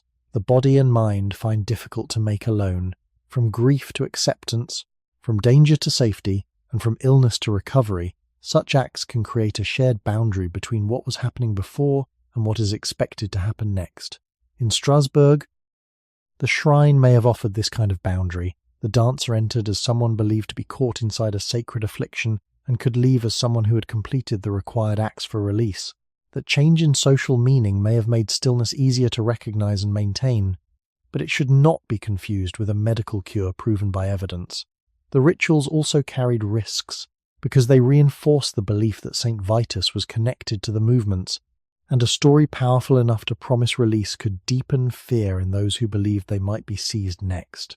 The same sacred framework could calm one body while making another more watchful of every tremor. Strasbourg had found a way to move the crisis away from music and crowds, but it had not found a way to know what had truly happened. The dancers were gradually disappearing from public view, the streets were becoming quieter, and the city could imagine that order was returning. Yet the silence did not reveal whether prayer had ended the movement, whether exhaustion had reached its limit, whether attention had shifted, or whether several causes had weakened together, leaving the shrine not as the place where the mystery was solved, but as the place where Strasbourg changed the story it told the body about how movement might finally stop. The dancing in Strasbourg did not end with a single final step, a last exhausted body, or a morning when the streets suddenly returned to normal, because the surviving records do not preserve such a clean conclusion. Instead, the disturbance appears to have weakened over time as music was restricted, public spaces were cleared, some sufferers were removed from crowds, and religious measures replaced the earlier medical policy.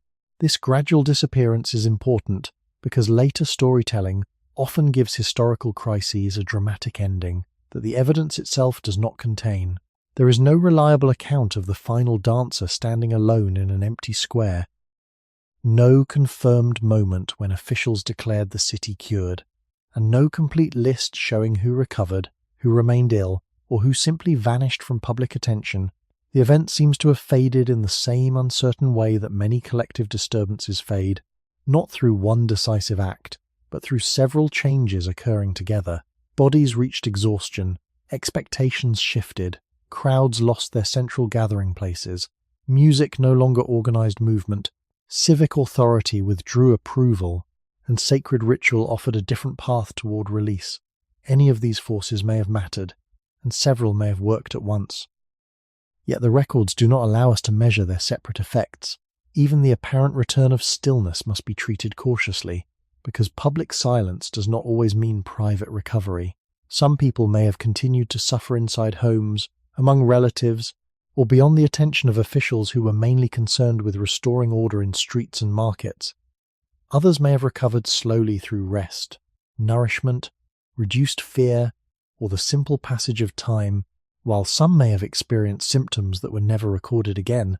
The city's archives preserve the public problem more clearly than the private aftermath, and once crowds dispersed, the individuals who had carried the crisis in their bodies became harder to see.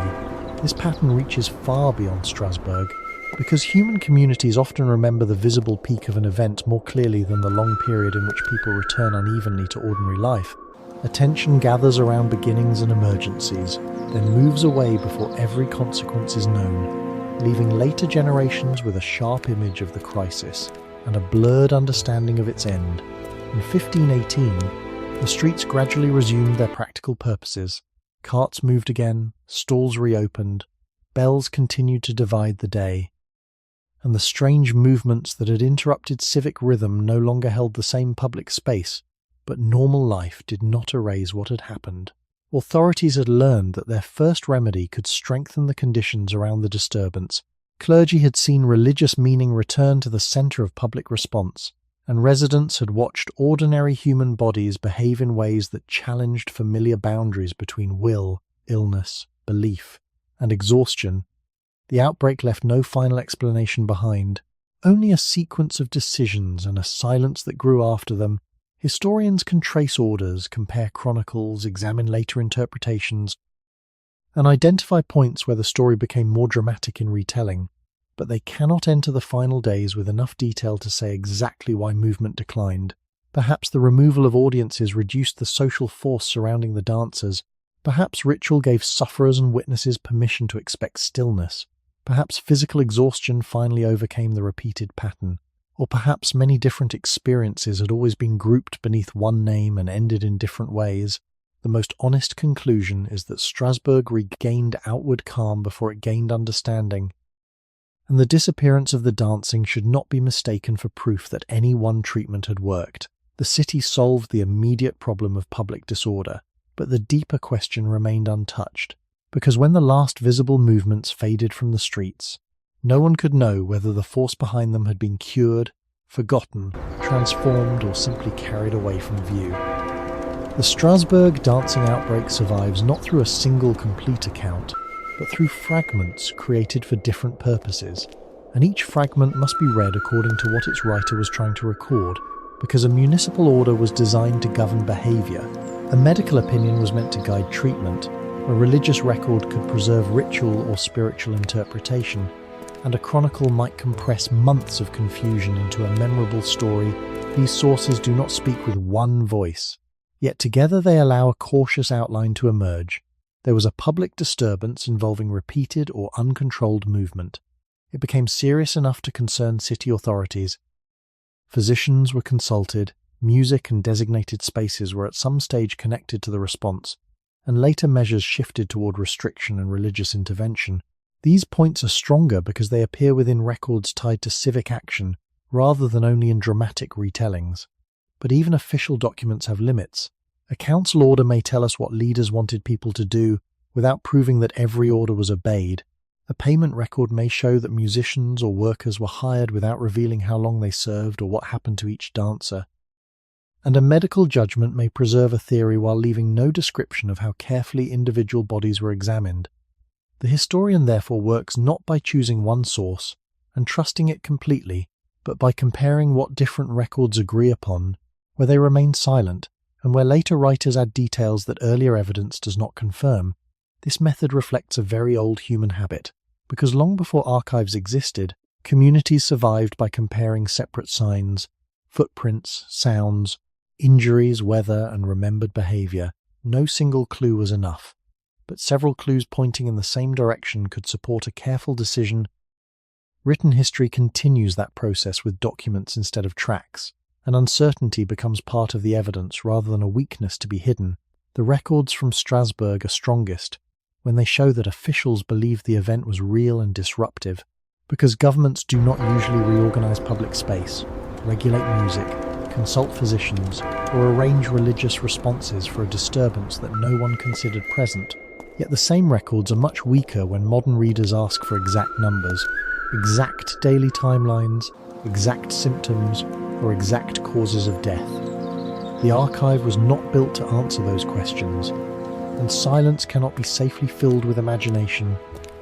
Later narratives may describe larger crowds, longer endurance, or more terrible outcomes, but dramatic detail must be tested against the documents closest to the event, not repeated simply because it makes the story easier to remember. Even the name Frau Troffia belongs to this problem, because she may represent a real first known participant, yet the surviving chain of evidence is not complete enough to recover her life with confidence.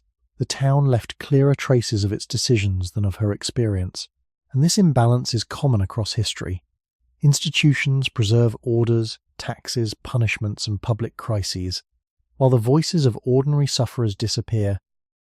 Strasbourg therefore asks us to separate three levels that are often blended together: what the city recorded, what later writers inferred, and what modern audiences imagine when they hear the phrase dancing plague. The first level gives us a genuine historical event. The second provides useful but uneven interpretation, and the third can easily turn uncertainty into spectacle. The responsible task is not to remove mystery, but to prevent mystery from becoming invention, because the evidence does not need exaggeration to remain strange.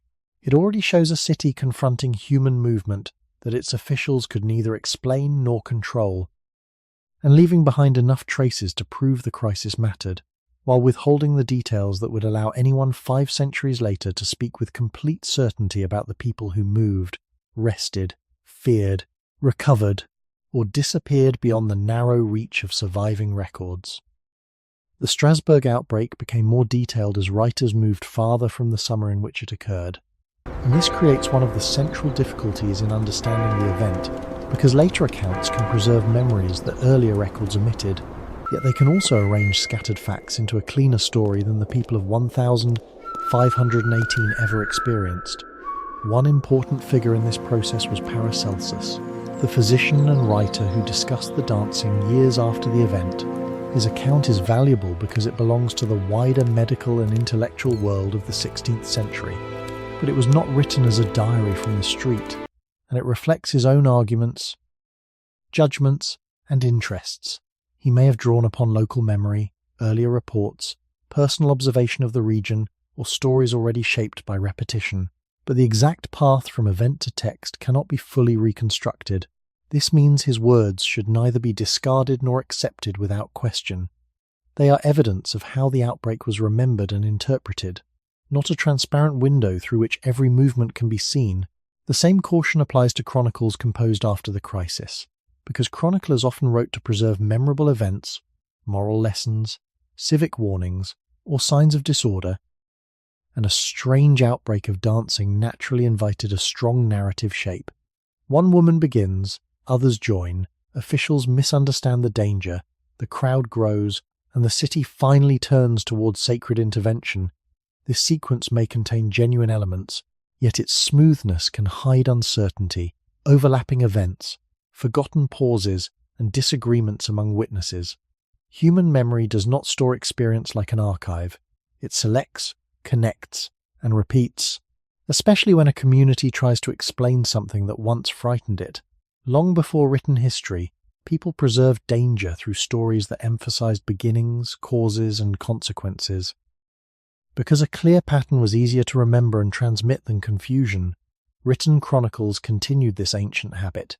giving future readers meaning while sometimes reducing the disorder of real life. Later sources may also borrow from one another, so the appearance of the same detail in several texts does not always mean several independent witnesses confirmed it. One writer may repeat another, a local tradition may enter multiple accounts, and a vivid phrase may survive because it is memorable rather than because it is precisely documented. This is especially important when later narratives provide exact numbers, dramatic deaths, or intimate descriptions of people whose own voices are absent. The closer a detail comes to creating a perfect scene, the more carefully it should be tested. But later writing is not useless simply because it is late. It can preserve names, beliefs, civic memories, and interpretations that official orders never intended to record. And it can reveal how Strasbourg made the outbreak an element of its historical identity. The responsible reading therefore compares layers, asking what appears in records near the event, what enters the story only afterward, and what may have grown through retelling. This method does not destroy the mystery.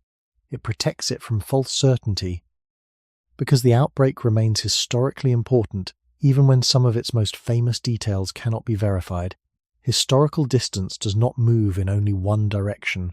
Later writers may have seen documents now lost, spoken with older witnesses, or inherited traditions close to local memory. While readers possess better methods but fewer traces, certainty, therefore, cannot be ranked by date alone, and claims must be weighed through purpose, proximity, agreement, silence, and the possibility that memory preserved the outline while changing edges. What survives with greatest strength is not a perfect chain of daily scenes, but the memory of a city confronting movements it could not explain, then leaving later generations to decide how much of the story belonged to the streets and how much was added by the long human need to make confusion resemble a beginning, a middle, and an end. The most dramatic claim attached to the Strasbourg outbreak is that people danced until they died, yet this is also one of the least secure elements of the story, because the records closest to 1,518 do not provide a dependable death count and may not confirm fatalities at all. Later accounts describe collapse, exhaustion, injury, and sometimes death, and these outcomes are physically possible when prolonged movement is combined with hunger, heat, poor health, limited water, or existing disease, but possibility is not the same as proof. A person who fell in the street may have fainted, slept, been carried home, recovered later, or died from a condition that observers could not identify. And once the event passed into retelling, collapse could easily become death, while several separate incidents could be compressed into one terrible image. The often repeated claim that many people died each day appears in later narratives rather than in the surviving civic material closest to the crisis. And no complete register has been found that names the dead, records their burials, or links individual deaths directly to dancing. This silence does not prove that nobody died. Because archives are incomplete, records can be lost, and ordinary people often disappear from official documents, especially when poverty, illness, and public disorder overlap. Yet silence places a limit on what can honestly be said. Strasbourg certainly witnessed bodily distress serious enough to alarm its authorities, but the statement that an entire town danced until death turns uncertain consequences into a fixed ending that the evidence cannot support, the title therefore presents the question in its strongest remembered form. While the history beneath it requires a quieter answer, some deaths may have occurred, perhaps through exhaustion or related illness, but their number, timing, and direct cause remain unresolved.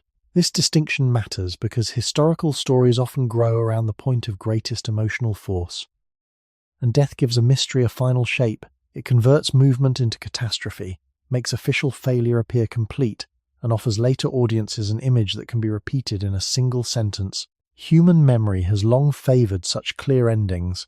From the earliest spoken traditions, communities preserved danger by emphasizing who suffered, what caused the suffering, and how it ended. But archives rarely obey that structure. They preserve payments without feelings, orders without outcomes, and public concern without the private fate of every person involved. The historian must therefore resist making the missing ending more satisfying than the surviving evidence allows. Even when the cautious version feels less dramatic, This restraint also protects the people themselves, because turning uncertain deaths into spectacle makes their suffering serve an appetite for shock, while careful language allows them to remain human beings rather than anonymous figures inside a legend, deserving attention even when the archive refuses to reveal their fate. The dancers did not need to die for the event to be serious. Real pain, damaged feet, dehydration, fear, public humiliation, loss of control, and prolonged exhaustion already carry human weight, and uncertainty about death does not reduce the reality of those experiences. It only prevents later generations from using them to support a claim that cannot be checked. The same caution should be applied to any exact total of dancers or victims, because figures repeated across modern accounts often come from different layers of testimony and may describe different moments rather than one verified count. Strasbourg left enough evidence to show that the disturbance existed, spread, and shaped civic policy, but not enough to reconstruct a reliable ledger of bodies, collapses, recoveries, and graves. So the honest answer to the question of whether people truly danced until they died is neither a confident yes nor a dismissive no. It is that death was possible.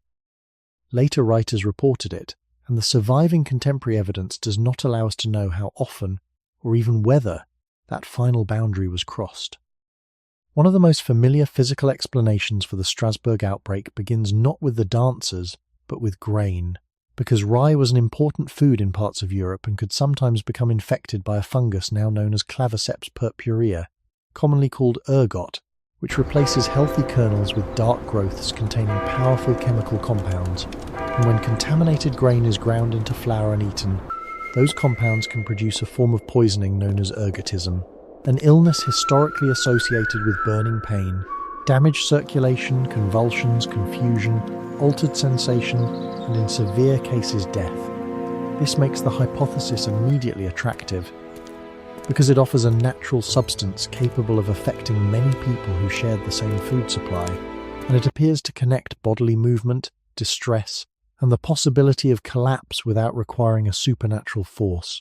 Communities dependent on stored grain could consume contaminated flour before anyone understood why illness had entered several households, and weather conditions sometimes favored the fungus, allowing an invisible danger to pass from field to bread. The basic mechanism is therefore real, and ergot poisoning is not an invented explanation created only for the mystery of 1518. Physicians and historians have studied its effects in other settings. While some modern writers have proposed it as a possible cause for unusual collective events in the past, the idea also fits an older human vulnerability, because our species learned to depend on plants long before chemistry could reveal the substances hidden inside them. Food supported the growth of villages and cities, but dependence on a narrow harvest also exposed populations to toxins, molds, and deficiencies that were difficult to recognize. A loaf could appear ordinary, while carrying compounds able to constrict blood vessels or disturb the nervous system, and a person suffering from such poisoning might experience pain, spasms, weakness, disorientation, or frightening changes in perception. Observers in Strasbourg would not have possessed a laboratory method for identifying the fungus or separating its effects from religious punishment, bodily imbalance, or other illness, so contaminated grain remains a reasonable possibility to examine, especially in a population already vulnerable to poor nutrition and uncertain harvests. Yet the hypothesis must first be stated with care, because ergotism is not a single experience and does not always produce the same symptoms. One form is more strongly associated with convulsions and disturbances of the nervous system, while another can damage circulation so severely that limbs burn, darken, or lose tissue, and neither pattern can be assumed merely because people were described as dancing. The old word dancing may have covered irregular movement, trembling, stamping, falling, or repeated motion that witnesses could not classify more precisely, making some features appear loosely compatible with poisoning.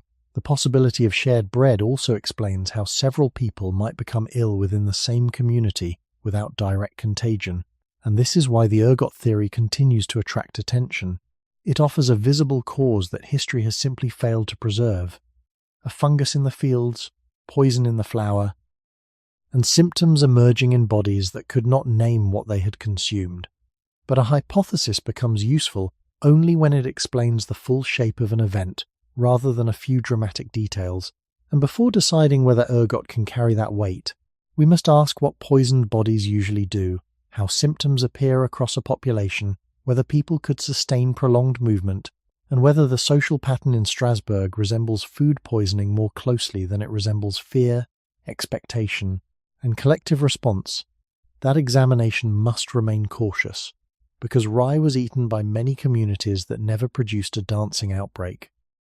Contaminated grain would not necessarily reach every household equally, and a toxin capable of causing convulsions might leave signs very different from the patterned, socially concentrated movements later remembered in Strasbourg.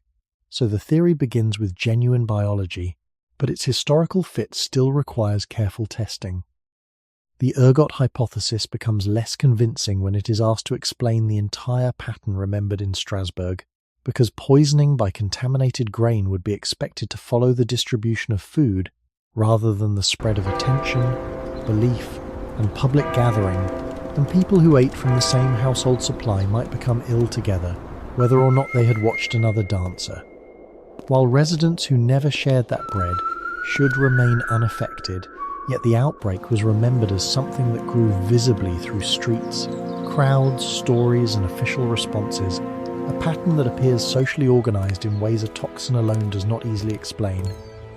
Ergot compounds can produce convulsions, pain, confusion, hallucinations, and severe damage to circulation, but these symptoms do not normally create coordinated, prolonged dancing sustained across many days, and a person suffering intense poisoning may be more likely to collapse, become disoriented, or lose the physical capacity for repeated movement than to continue within a recognizable public rhythm.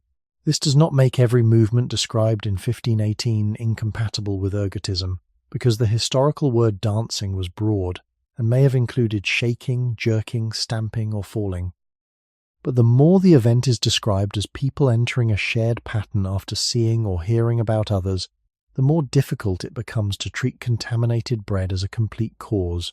Geography also creates problems, since ergot poisoning usually appears where the same grain has been harvested, stored, milled, and eaten, producing clusters tied to food supply. While the Strasbourg disturbance was interpreted through specific local beliefs about involuntary dancing, sacred punishment, and Saint Vitus, cultural details that a fungus cannot by itself produce. A toxin may alter the nervous system, but it does not choose the story through which a community understands those alterations.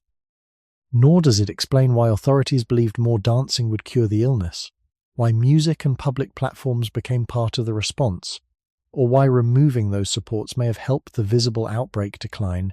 These social elements do not prove a psychological explanation, but they show that the event cannot be reduced to chemistry without leaving much of its shape unexplained. The same caution applies to weather and harvest conditions, because a plausible season for fungal growth is not direct evidence that contaminated rye reached the dancers. No preserved sample of grain can be tested.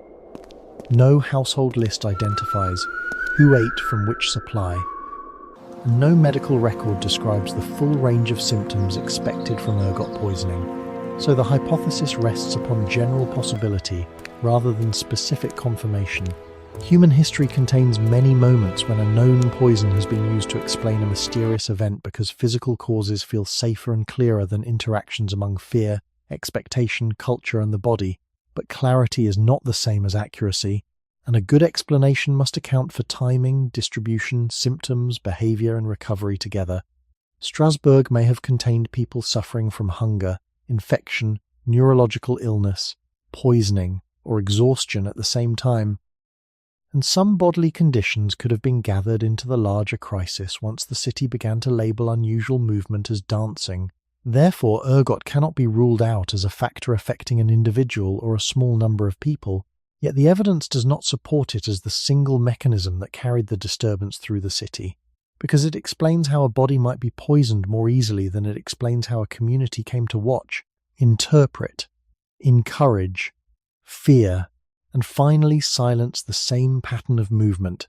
It also leaves unanswered why the crisis acquired a beginning centered on one remembered woman, why participation seemed to expand after public attention intensified, and why the change in civic and religious response coincided with its gradual disappearance from the streets, leaving the fungus as a biologically real possibility that fits several symptoms but not the full historical form of the outbreak.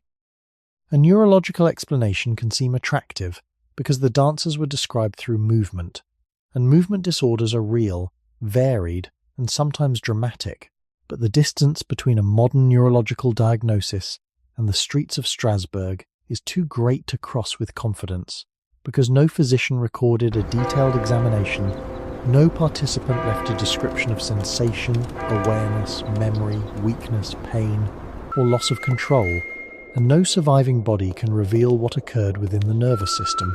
The word dancing may have covered convulsions, tremors, repetitive steps, imbalance, collapse, agitation, or movements that looked rhythmic only because observers lacked a more precise vocabulary, and each of those signs could arise from different physical conditions, including fever, injury, seizure disorders, movement disorders, intoxication, nutritional weakness, or severe exhaustion.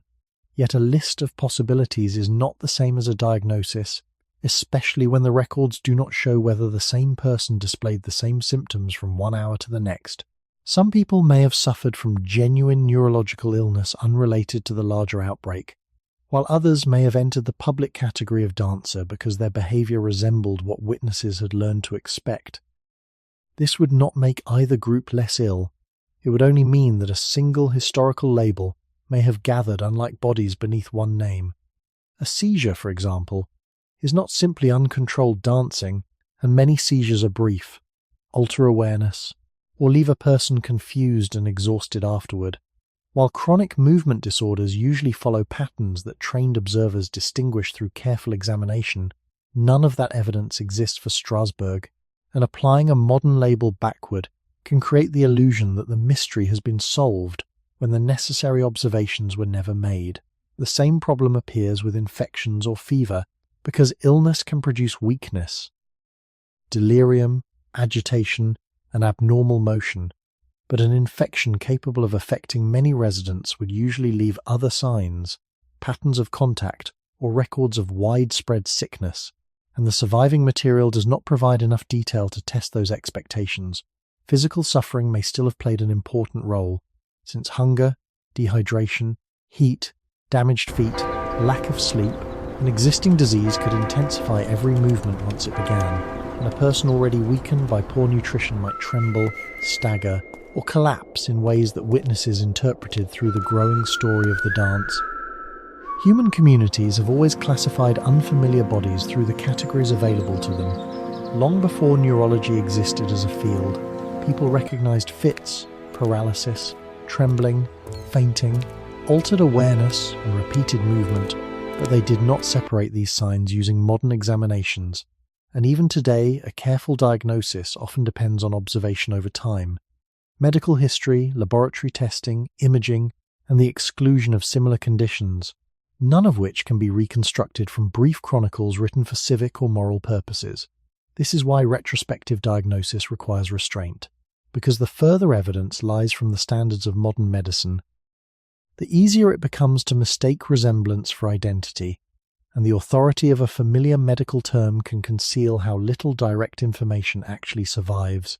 Strasbourg may have contained several kinds of illness at once, joined by public attention, shared fear, and the decision of authorities to treat all unusual movement as one crisis. A person with a neurological condition could have been placed beside someone responding to exhaustion, while another person may have experienced symptoms shaped strongly by expectation and social setting, and later writers could remember them as members of the same dancing crowd. The most responsible conclusion is therefore not that neurological disease was absent, but that it cannot account with certainty for the collective form of the event. Individual bodies may have had individual causes, and those causes may now be permanently lost, leaving the historical outbreak not as one disease waiting for a modern name, but as a public category created when many different experiences were observed through the same frightened city. A neurological explanation can seem attractive because the dancers were described through movement, and movement disorders are real, varied, and sometimes dramatic. But the distance between a modern neurological diagnosis and the streets of Strasbourg is too great to cross with confidence, because no physician recorded a detailed examination, no participant left a description of sensation, awareness, memory, weakness, pain, or loss of control, and no surviving body can reveal what occurred within the nervous system.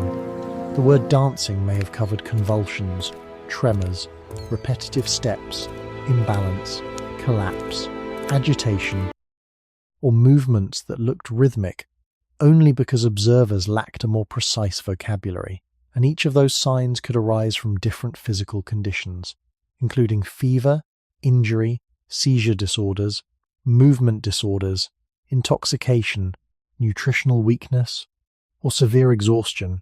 Yet a list of possibilities is not the same as a diagnosis, especially when the records do not show whether the same person displayed the same symptoms from one hour to the next. Some people may have suffered from genuine neurological illness unrelated to the larger outbreak, while others may have entered the public category of dancer because their behavior resembled what witnesses had learned to expect. This would not make either group less ill.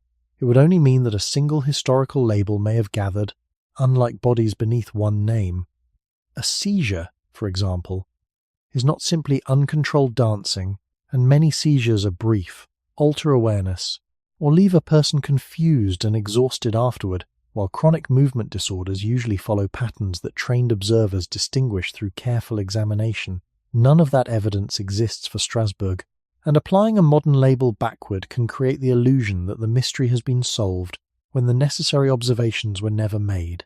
The same problem appears with infections or fever, but because illness can produce weakness, delirium, agitation, and abnormal motion, but an infection capable of affecting many residents would usually leave other signs, patterns of contact, or records of widespread sickness, and the surviving material does not provide enough detail to test those expectations. Physical suffering may still have played an important role, since hunger, dehydration, heat, damaged feet, lack of sleep, and existing disease could intensify every movement once it began, and a person already weakened by poor nutrition might tremble, stagger, or collapse in ways that witnesses interpreted through the growing story of the dance.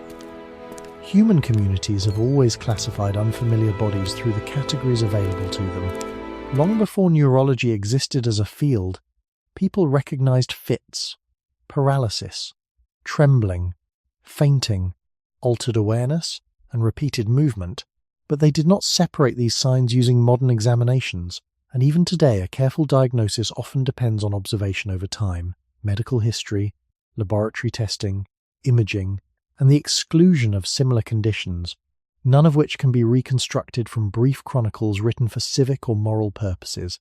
This is why retrospective diagnosis requires restraint, because the further evidence lies from the standards of modern medicine.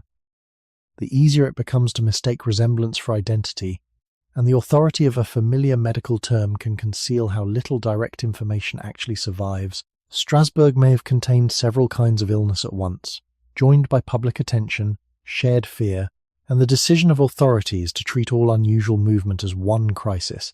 A person with a neurological condition could have been placed beside someone responding to exhaustion, while another person may have experienced symptoms shaped strongly by expectation and social setting, and later writers could remember them as members of the same dancing crowd.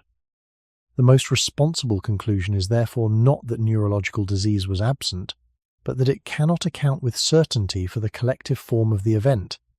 Individual bodies may have had individual causes, and those causes may now be permanently lost, leaving the historical outbreak not as one disease waiting for a modern name, but as a public category created when many different experiences were observed through the same frightened city. A collective psychophysiological explanation begins with a simple distinction. Symptoms can be real even when no shared poison, infection, or visible injury is found. The body does not wait for a broken bone before producing pain, trembling, weakness, breathlessness, dizziness, or repeated movement. Attention, fear, expectation, memory, and social pressure all act through the nervous system. Changing breathing, muscle tension, balance, awareness, and the way sensations are interpreted. When several people in the same community become highly alert to the same feared pattern, bodily experiences can begin to resemble one another, without anyone pretending, planning, or consciously copying. Modern researchers sometimes describe this as a collective psychophysiological event, but applying that idea to Strasbourg must remain cautious. The people of 1518 were never examined with modern methods, and the surviving records do not reveal whether every dancer experienced the same symptoms. The explanation is therefore a model for understanding how such an outbreak might spread, not a final diagnosis placed upon each individual. Its strength lies in joining the body to the social environment instead of treating them as separate worlds. A frightened person may notice a small tremor that would normally pass without meaning. If neighbours already believe that involuntary dancing is spreading, that tremor can become evidence of danger. Fear then increases muscle tension and attention, making the sensation stronger. The stronger sensation confirms the fear, and a circle begins in which the body and interpretation reinforce one another. Another person watching may become alert to similar sensations, not because an invisible command has passed between them, but because human nervous systems are designed to read other bodies quickly. This capacity reaches back to the earliest human communities, where responding to another person's alarm before understanding its cause could protect the group from predators, violence, fire, or sudden environmental danger. In Strasbourg, the same ancient sensitivity operated inside narrow streets filled with witnesses, religious expectations, civic orders, and repeated stories.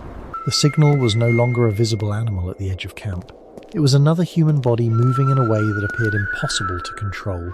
Once authorities hired musicians, created places for dancing, and publicly recognized the condition, the feared pattern gained additional confirmation.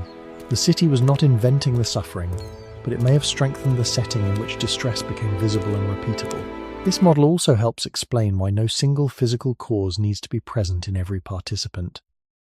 One person may have been exhausted, another ill, another frightened, and another influenced by the movement of the crowd. Their experiences could differ while still becoming organized beneath the same public label.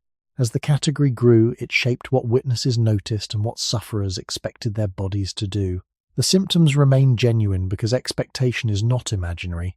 It is a biological process capable of altering attention, movement, pain, and endurance. Yet this explanation has limits. It cannot tell us why Frau Troffea began moving, why Strasbourg became the setting, or why the disturbance took the form remembered as dancing rather than fainting, silence, or another behaviour. It also cannot prove that every later participant entered through the same path. Some may have had neurological illness, poisoning, fever, or injuries hidden by the broad historical label. The value of the collective model is therefore not that it closes the mystery, but that it shows how real bodies can become connected through a shared environment of fear, meaning, and observation. This possibility respects both biology and history, because it neither dismisses the dancers as actors, nor claims that an unverified modern diagnosis has solved their experience. Strasbourg may have witnessed not one disease moving between identical victims, but many bodies responding within the same social field, each affecting the others while remaining partly unknowable. In that field, suffering could spread without deception, and control could weaken without any single force passing from hand to hand. If collective distress can influence real movement, one question still remains. Why did the disturbance in Strasbourg take the form of dancing rather than fainting, silence, paralysis, or some other bodily pattern? The most careful answer begins with culture, because fear does not enter an empty body. It enters a body already surrounded by stories, rituals, memories, warnings, and expectations about what suffering can look like. People in Strasbourg knew dancing as celebration, devotion, disorder, and, in certain religious traditions, as an affliction connected with Saint Vitus, so when unusual movement appeared, observers already possessed a language capable of naming it. And once that language became public, it could influence what people noticed in themselves and others. A trembling leg might be interpreted as the beginning of a curse. A restless step might feel less like ordinary anxiety and more like entry into a feared pattern. and a person who believed that such movement could seize the body might become intensely attentive to every shift of balance, every tightening muscle, and every impulse to move. None of this means that belief alone created the outbreak, because bodies can become exhausted, ill, injured, poisoned, or neurologically disturbed for many reasons, but culture can shape the form through which distress is recognized, expressed, and remembered. Modern medicine has observed that communities do not always produce the same collective symptoms under stress. One group may experience fainting, another trembling, another breathlessness, weakness, pain, or repeated movement, and the differences often reflect what the surrounding culture already considers possible, dangerous, meaningful, or expected. Strasbourg therefore may not have invented dancing from nothing. It may have given bodily distress a familiar shape, just as earlier human communities used shared gestures, cries, postures, and rituals to communicate fear, grief, belonging, and danger long before written language existed. The human nervous system learned to respond not only to physical threats, but also to the meanings carried by other people, and this ancient social sensitivity remained active in the streets of 1518, where one moving body could become a model, a warning, and a mirror for many others. Yet a model does not require conscious imitation. A person can absorb rhythm, posture, and expectation without deciding to copy, especially when frightened, sleep-deprived, undernourished, or surrounded by authority figures who confirm that the condition is real. Once physicians described the problem as a bodily excess, musicians provided rhythm, and religious traditions linked the movement to sacred punishment.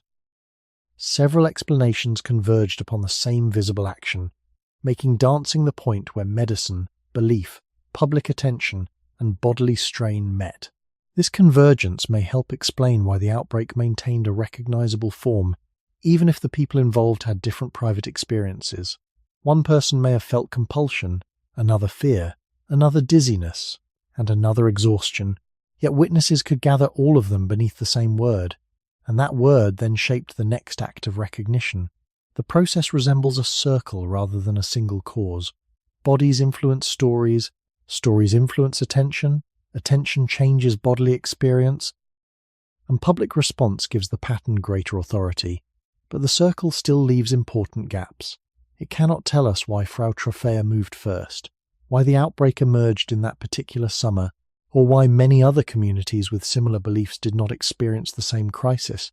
Culture provides a pathway, not a complete origin, and the safest conclusion is that Strasbourg's dancing may have been the historically specific form taken by distress within a city where bodies, beliefs, and public expectations had become tightly connected, leaving movement to carry meanings that neither the dancers nor the authorities fully understood, and reminding us that a symptom can be physically real while its outward form is guided by the historical world in which a person lives, because the body never suffers outside language, memory, social attention, and the quiet pressure of what others believe should happen next.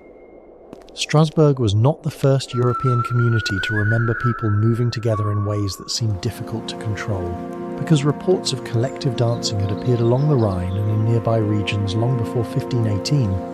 Although the surviving accounts vary greatly in detail, reliability, and purpose, one of the best-known earlier episodes occurred in the 14th century, when groups were described as dancing through towns, crossing public spaces, gathering followers, and alarming religious and civic authorities. Later writers sometimes placed all of these events beneath a single name, as though Europe had suffered repeated outbreaks of one unchanged disorder. But the evidence does not support such simplicity, because some gatherings may have involved pilgrimage, ecstatic devotion, social protest, ritual performance, illness, or several experiences occurring together, and the word dancing could again conceal many different movements, from ordered steps to trembling, leaping, collapse, or repetitive motion. What connects these episodes most securely is not a proven disease, but a recurring historical pattern. Unusual movement becomes public. Witnesses interpret it through familiar beliefs. Authorities respond, and later generations remember the event more clearly than the individuals within it. The Rhine region also carried traditions linking saints, punishment, healing, and involuntary motion. So Strasbourg belonged to a cultural landscape in which a dancing affliction was imaginable before Frau Trophia entered the street. This does not mean that people simply repeated an old story on command, nor that every outbreak emerged from the same psychological process. It means that the form available to distress had a history, and when bodies behaved strangely, communities already possessed examples through which the movements could be named, feared, and organized. Earlier episodes may have strengthened those expectations, just as memories of famine, plague, war, and religious crisis shaped how later generations recognized danger. Human beings rarely meet the unfamiliar without comparison, because the mind searches remembered experience for a pattern that can guide action. And in small ancestral groups, this capacity helped people respond quickly to threats that returned. But in complex societies, memory can also join unlike events beneath one category, making each new disturbance appear to confirm an older belief. Strasbourg, therefore, should be compared with earlier dancing outbreaks carefully, looking for both similarity and difference. The similarities include public movement, collective attention, religious meaning, and official concern, while the differences may include scale, duration, social setting, local ritual, and the kinds of records that survived. Some earlier groups seem to have travelled. While the Strasbourg disturbance was remembered as concentrated within one city, some may have moved within organised devotional practices, while the dancers of 1518 were described more often as afflicted, exhausted, and unable to stop. These distinctions prevent history from becoming a catalogue of identical plagues, and they remind us that one label can hide several human realities. The comparison also weakens explanations that depend upon one local toxin or one isolated medical accident, because similar forms of collective movement appeared in different places and periods. Yet it does not prove that all were psychophysiological events. Repeated cultural form is evidence of continuity in belief and interpretation, not proof of a single cause. It also shows why historical memory matters inside the event itself. Since people do not merely remember after a crisis, they act through memories while it unfolds, allowing earlier fears to influence the shape of attention, treatment, and bodily expectation. The most responsible view is that Strasbourg stood within a longer European tradition where bodily distress, ritual movement, public fear, and sacred expectation could meet. Each outbreak shaped by its own conditions while drawing upon meanings inherited from those before it. And this longer history moves the question beyond one summer without dissolving its mystery, because the past shows that communities had seen related disturbances before, had remembered them, and still could not prevent Strasbourg from repeating the pattern in a form that remained uniquely its own. By the time the dancing faded from Strasbourg, the city had regained outward order without gaining a final explanation, and 5 centuries later, the evidence still supports only a careful hierarchy of confidence. At the strongest level, we can say that an unusual episode of repeated public movement occurred in the summer of 1518, that it became serious enough to draw the attention of civic authorities, that physicians were consulted, that music and organised spaces were at some stage used in response, and that the policy later shifted toward restriction and religious intervention. These points do not depend upon the most dramatic retellings, because they are consistent with records connected to decisions made by the city. At a second level, we can identify possibilities that fit the broader pattern without treating them as proven facts. Prolonged hardship may have increased vulnerability. Local beliefs about St. Vitus may have shaped how symptoms were recognized. Public attention may have strengthened the pattern, and the city's first remedy may have unintentionally prolonged the visible crisis by giving movement, rhythm, space, and authority. These explanations are plausible because they connect known features of human biology with the social and religious world of Strasbourg. Yet none can be measured directly in the people who suffered. At the weakest level lie the details most often repeated with the greatest certainty. The exact number of dancers, the exact duration of each person's movements, the claim that many died every day, the private motives of Frau Trophia, and the belief that one cause explains every body in the crowd. These claims may contain fragments of truth, but the surviving evidence does not allow them to be stated as settled history. This layered approach may feel less satisfying than choosing a single answer, but it is closer to the way the past actually survives. Human events rarely leave behind complete records, especially when ordinary people, illness, fear, and public disorder meet. Institutions preserve orders more reliably than sensations. Chroniclers preserve striking scenes more readily than pauses, and later generations often preserve the most memorable version rather than the most cautious one. The oldest human habit is to turn uncertainty into a story with a cause, a victim, and a conclusion, because clear stories help communities remember danger.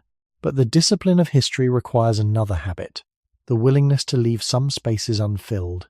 Strasbourg does not become less meaningful when those spaces remain. The distinction between certainty and possibility also protects us from a second error, the temptation to treat uncertainty as permission for invention, because an unanswered question does not justify a shocking conclusion, and a missing document does not become evidence for whatever explanation sounds dramatic. The people of Strasbourg deserve the care we would offer human beings, whose pain is preserved through incomplete testimony.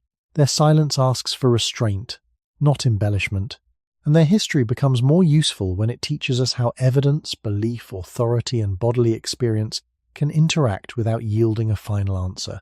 On the contrary, its value lies clearly in showing how quickly a city can move from observation to explanation, from explanation to policy, and from policy to consequences. No one intended. The dancers may have carried different illnesses, fears, expectations, and bodily states, yet the city treated them as one crisis, because public life demanded a common response. This is what can be said with reasonable confidence. The outbreak was real, the suffering was real, the authorities acted, their actions changed, and the final cause remained unresolved. Everything beyond that must be marked according to the strength of the evidence, because honesty does not weaken the story. It protects the people inside it from becoming objects of spectacle, and it allows the mystery to remain where the records themselves leave it, between bodies that moved, witnesses who tried to understand, and a city that recovered its silence before it recovered the truth. The lasting lesson of Strasbourg is not that fear alone can make people dance, nor that medicine, religion, or authority must always fail, but that suffering becomes more dangerous when a community chooses certainty before understanding, because the counsellors, physicians, clergy, families, and witnesses of 1518 were not simply careless. They were trying to restore order with the explanations available to them. Yet each explanation shaped the response, and each response altered the environment surrounding the dancers. When overheated blood was treated as the cause, continued movement became a remedy. When sacred punishment gained greater weight, pilgrimage and ritual became the path toward release. And when public spectacle seemed to intensify the crisis, music and gathering were restricted. These decisions remind us that knowledge does not remain inside books or private thought. It enters streets, institutions, and bodies, affecting who receives care, who is blamed, what symptoms are noticed, and what forms of suffering are allowed to become visible. The educational value of this history begins with humility. An unexplained symptom is not permission to call a person dishonest, weak, possessed, irrational, or responsible for the distress of others. The dancers may have been influenced by belief, attention, exhaustion, illness, and the movement of the crowd, but influence does not make pain unreal. Human experience is produced through connected systems, in which body, memory, culture, and social expectation continually affect one another, and the old division between a real physical illness and an imaginary mental one cannot describe that complexity. A body can tremble because fear changes, breathing and muscle tension. A person can lose balance because attention has narrowed around danger, and a symptom can spread through a group while remaining involuntary and deeply distressing. This does not mean every collective event has the same cause, and it does not justify diagnosing strangers from a distance. It means that compassion should begin before certainty arrives, because care can be offered even when explanation remains incomplete, long before cities, written medicine, or formal government existed. Human communities depended upon shared attention to recognize danger and protect vulnerable members. Yet that ancient sensitivity also meant that fear, expectation, and bodily reactions could become connected across a group before anyone understood the source. Strasbourg placed that inherited human responsiveness inside crowded streets shaped by religious belief, medical authority, and civic power. Strasbourg also teaches that public authority must examine the consequences of its own confidence. The first remedy may have seemed logical within the medicine of the time, yet by organizing music, space, and assistance around continued movement, the city may have strengthened the very pattern it hoped to end. A policy can therefore become part of a crisis when it rewards, concentrates, dramatizes, or repeatedly confirms the behavior it is trying to control. This principle reaches beyond one historical outbreak. Whenever institutions respond to uncertainty, they create signals that people read, and those signals can calm fear or deepen it. But the lesson should not be turned into a simple rule that crowds are dangerous, or that attention must always be withdrawn. Abandoning sufferers can cause another kind of harm. The more careful response is to reduce spectacle without reducing dignity, to provide rest and safety without forcing an explanation, and to distinguish what is known from what is only suspected. History offers value when it slows our judgments, because the people of Strasbourg were not characters placed inside a mystery for modern entertainment. They were ordinary human beings whose bodies became the ground upon which several systems of belief and authority competed. Their experience shows why evidence matters, why language matters, and why uncertainty must be spoken honestly. A dramatic claim may attract attention, but a cautious account preserves trust. And trust is especially important when history touches illness, death, or the hidden workings of the mind. The most responsible inheritance from 1518 is therefore not a final diagnosis, but a way of approaching suffering.